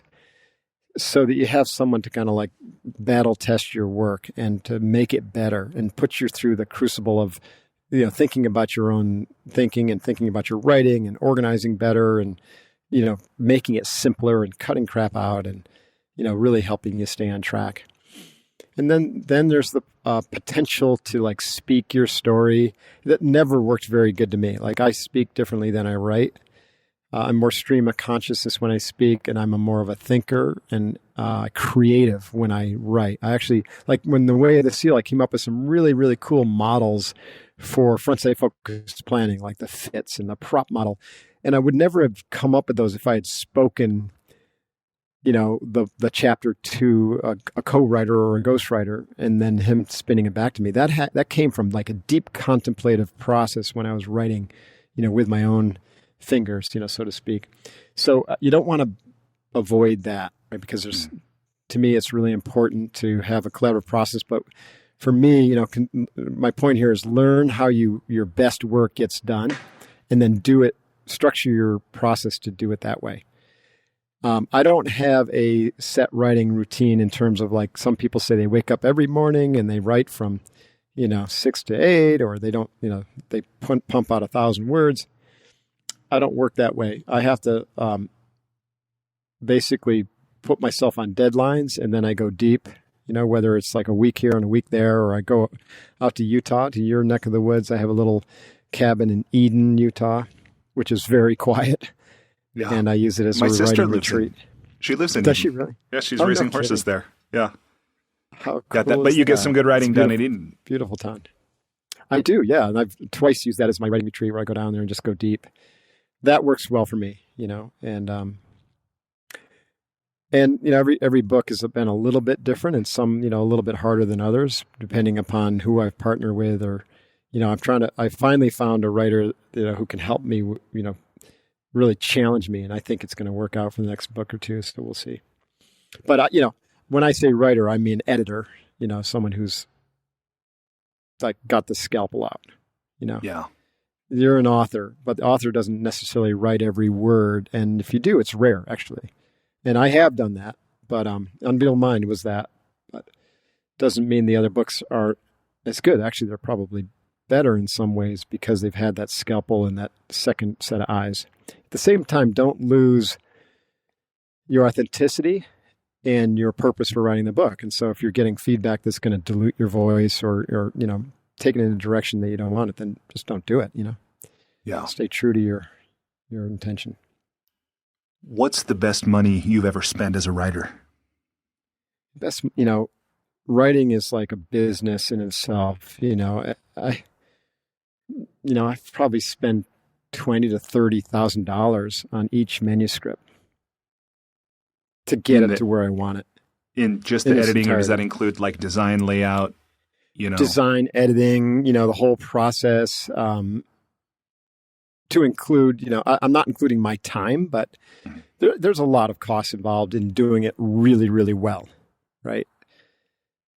I mean, I think most people who put out books like I do, or, you could ask Tim Ferriss, one of these guys, it costs money and it takes a lot of time and it's a laborious process. And even though it seems like I'm putting out these books, like I've been working on the 2 books that I'm writing now, I've been working on. One was actually, it's going a pretty quick process for about 6 months, but the other one I've been working on for 18 months. And because it's self-published, I'm not on a deadline, which is probably why, but I wanted to get this other book done, so I pushed it back. But, as I wrote it, the book started writing itself, and it started to evolve, and I learned kind of through the process what I really wanted to say, and so it's going to be much better. So sometimes, it's just that long process where the book kind of writes itself, and then other times you just get really clear on your idea, and it's just like, boom, it just flows right through you. So the writing is really weird like that. With the rare times that happens, I'm just always so grateful. I know, right? You want it to be like that all the time, but creativity is it's a fickle thing, and sometimes it's just boom, like right there, like you said, it's just flowing like magic, and other times, most of the time, it's just a slog, and you meet a lot of resistance. I love the work of what's his name? Who's the guy who wrote The War of Art? Stephen Pressfield. Yeah, Stephen Pressfield. I love his work, and I read his blog. And I actually interviewed him years ago at NavySEAL.com about the Gates of Fire, which is one of my favorite books about the Spartans and the Battle of Thermopylae. It's phenomenal. But he's got some great tools in terms of written kind of inspiration. I think Go Professional is another one, or something like that. I think The War of Art. It's either going pro or turning pro. Right. Yeah. Yeah. And he's got a blog called Stephen Pressfield's Writing Wednesdays, which is well worth reading if you're an author or an aspiring author. I love his work too. Yeah. Well, the reason I brought him up is because he says the same thing that I just said, basically, that writing is you meet a lot of resistance with writing, but if you got a book in you, if you feel like an author, you got to get it out. There's no turning back from that calling, right? And it is your creative expression. And if no one reads the books, you still got to write it. Right? Yeah, it's kind of a fatalistic viewpoint. I know, but right? I love it. Okay, so one last writing related question, and then I have just one last breathing question, if you're okay with that, and then we'll wrap up. Okay. So the last writing question I have is, in your view, what are the qualities of a great sentence, and how can we write more of them?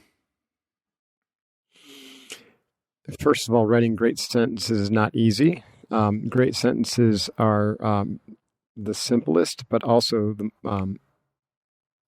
really engaging. So I like to think every sentence can tell it's got a little piece of the story embedded in it, like the DNA of the whole should be embedded in the part.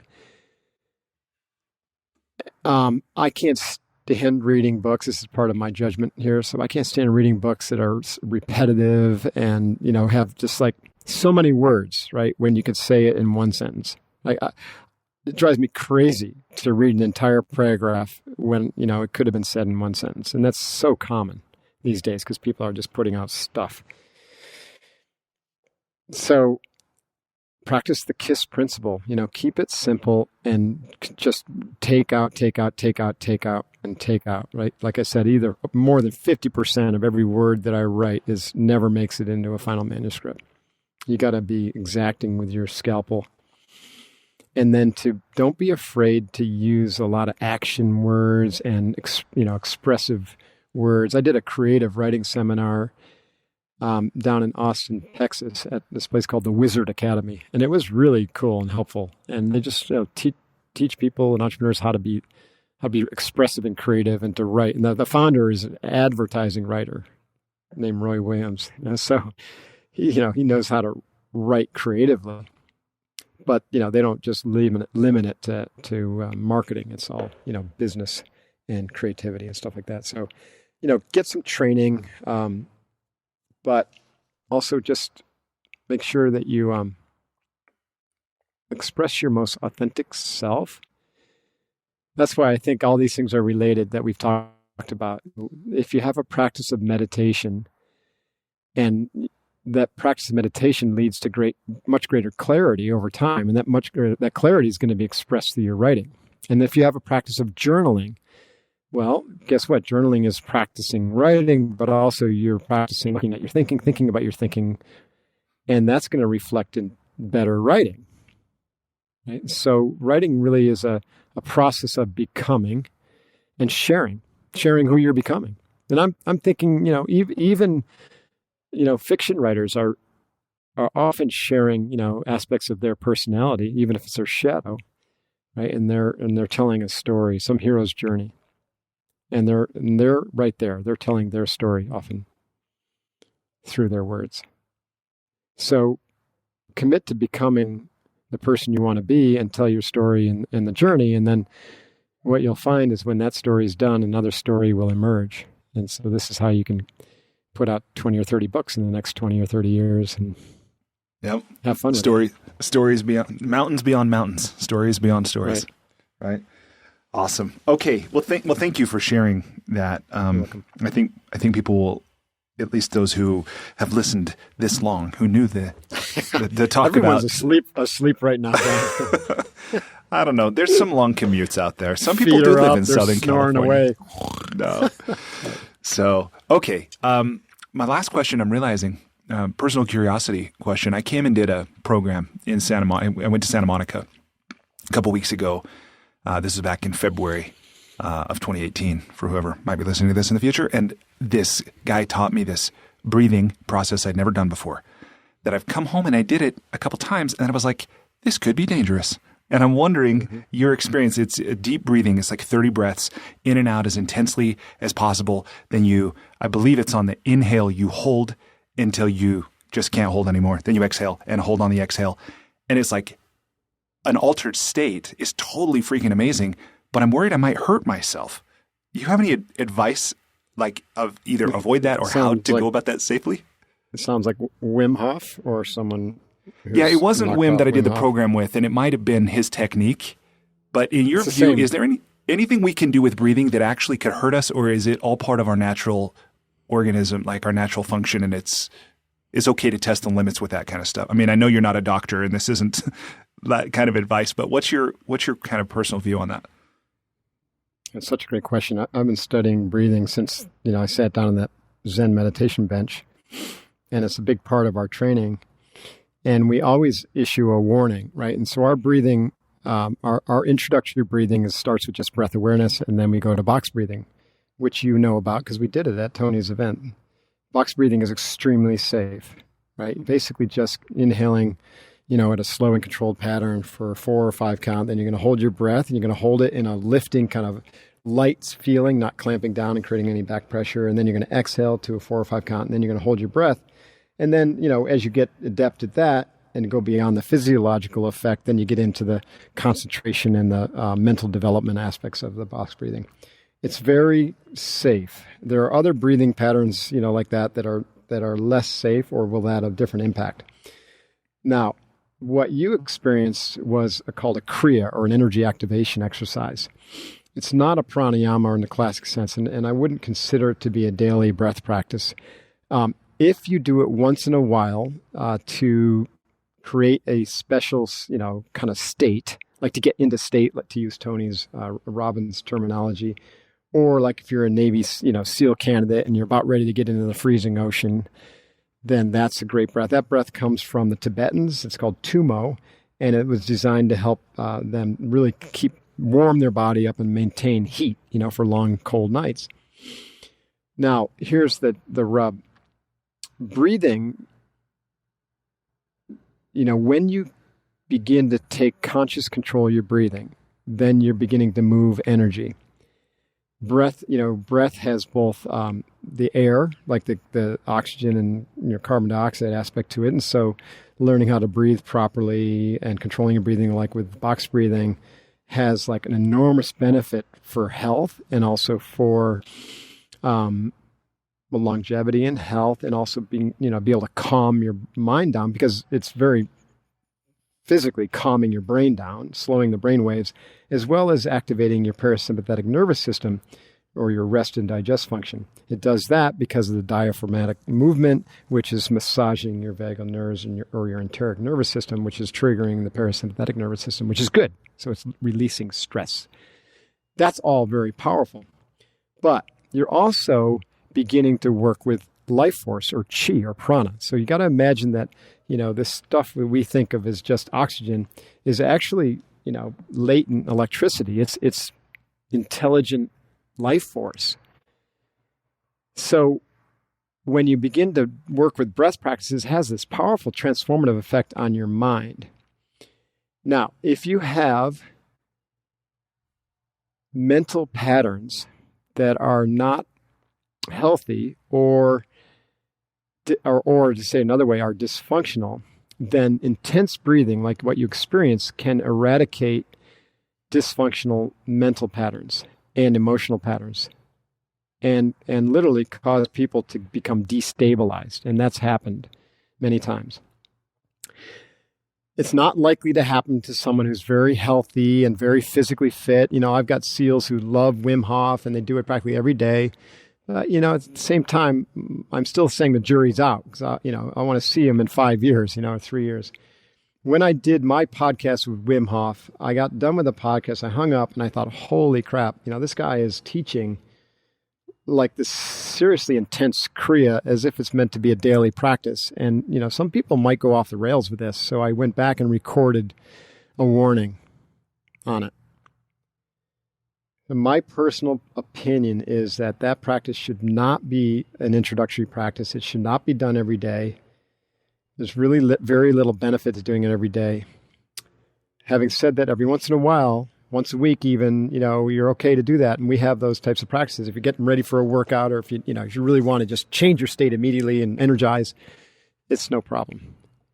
But, be careful what you ask for. And doing things every day, has a powerful effect, especially with the breathing, to change your mind. And it could be in a positive or a negative sense. You got to understand what you're doing with these practices. That's why a competent teacher is really important. I've got another friend. I'll say one more thing. Stig. Stig is just an extraordinary human being. He's an example of what's possible with people who do these practices for a long period of time and just singularly focus on them. So Stig can hold his breath for 22 minutes, maybe 23 now, because he probably broke his own world record. And he's been able to do that through the practice of yoga, which is, the way you and I understand yoga is the complete practice of mind, body, spiritual integration, using breath, movement, meditation. It's the control of the mind. And through the control of the mind, you control the life force. And so he's able to, through these practices, really kind of slow his heart rate down to like very, very slow rate and to dramatically reduce the energy needs of his body so that he can stay underwater for that long. There's not a medical professional in the world who would have told you that was physically capable for a human being to just hold their breath for 22 minutes and then get out and be fine. Having said that, Stig does have a pet monkey that is like a doll that he carries with him. Stig is a little attached to this thing.